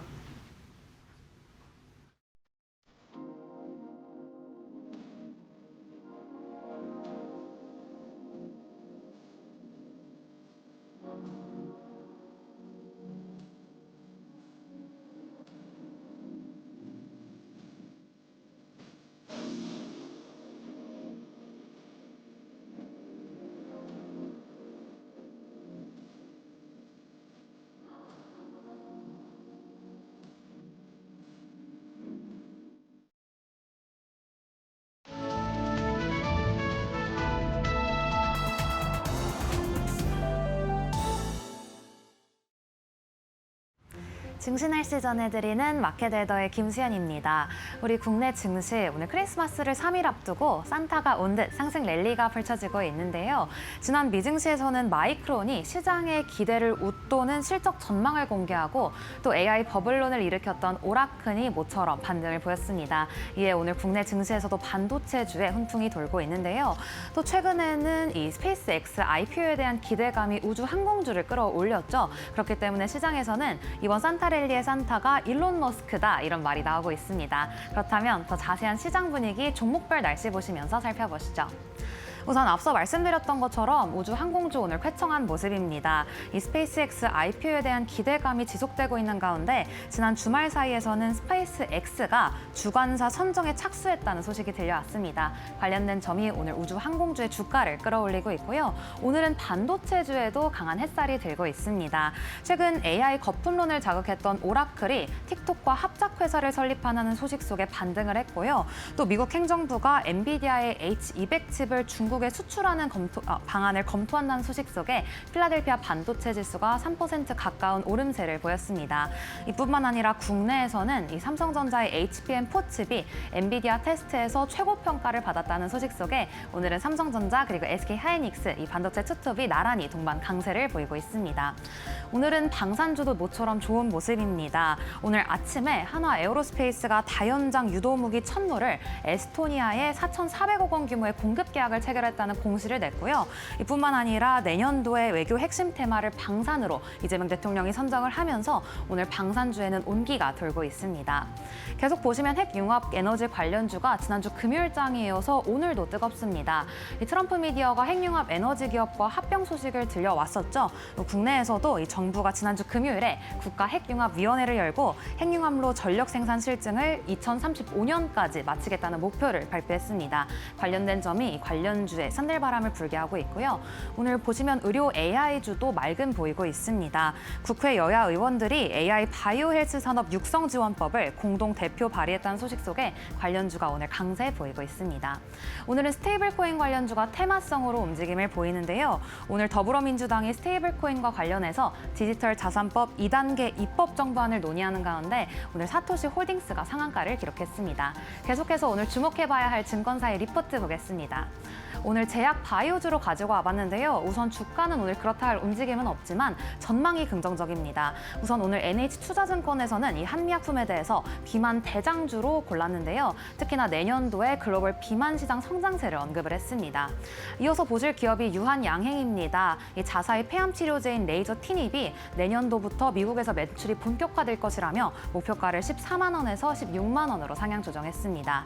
오늘 리가켄바이오 같은 경우에는 증권가에서 이 주요 핵심 파이프라인인 LCB84 그리고 플랫폼 가치 상승을 이유로 목표 주가를 무려 60%나 상향 조정했습니다. 계속해서 오늘 장 속에서 특징적인 종목들 날씨 하나씩 보시죠. 우선 오늘 한미 반도체인데요. 글로벌 반도체 시장 조사 기관 테크인사이츠가 한미 반도체가 올해 HBM/TC 본도 시장에서 시장 점유율 1위를 차지했다며 오늘 한미 반도체는 이러한 내용 소화하며 주가 맑은 보이고 있고요. 반면에 SK텔레콤 주가에는 비가 내리고 있습니다. 올해 발생했던 서버 해킹 사태로 소비자 당국이 SKT에 대해서 1인당 10만 원, 그러니까 2조 3천억 원 규모의 배상을 하라는 소식 속에 오늘 주가에는 비가 내리고 있습니다. 이상 12월 22일 증시 날씨 전해드렸습니다. 삼성전자, SK하이닉스 강세로 반도체주가 우리 코스피 시장을 이끌고 있는 모습 나타내주고 있습니다. 우주, 항공 그리고 로봇주도 상대적인 강세입니다. 실적 굉장히 중요한데요. 내일도 실적 기반으로 저희가 실전 투자 전략에 도움이 될 수 있게 준비할게요. 오전 10시에 뵙겠습니다. 함께해 주신 여러분 고맙습니다.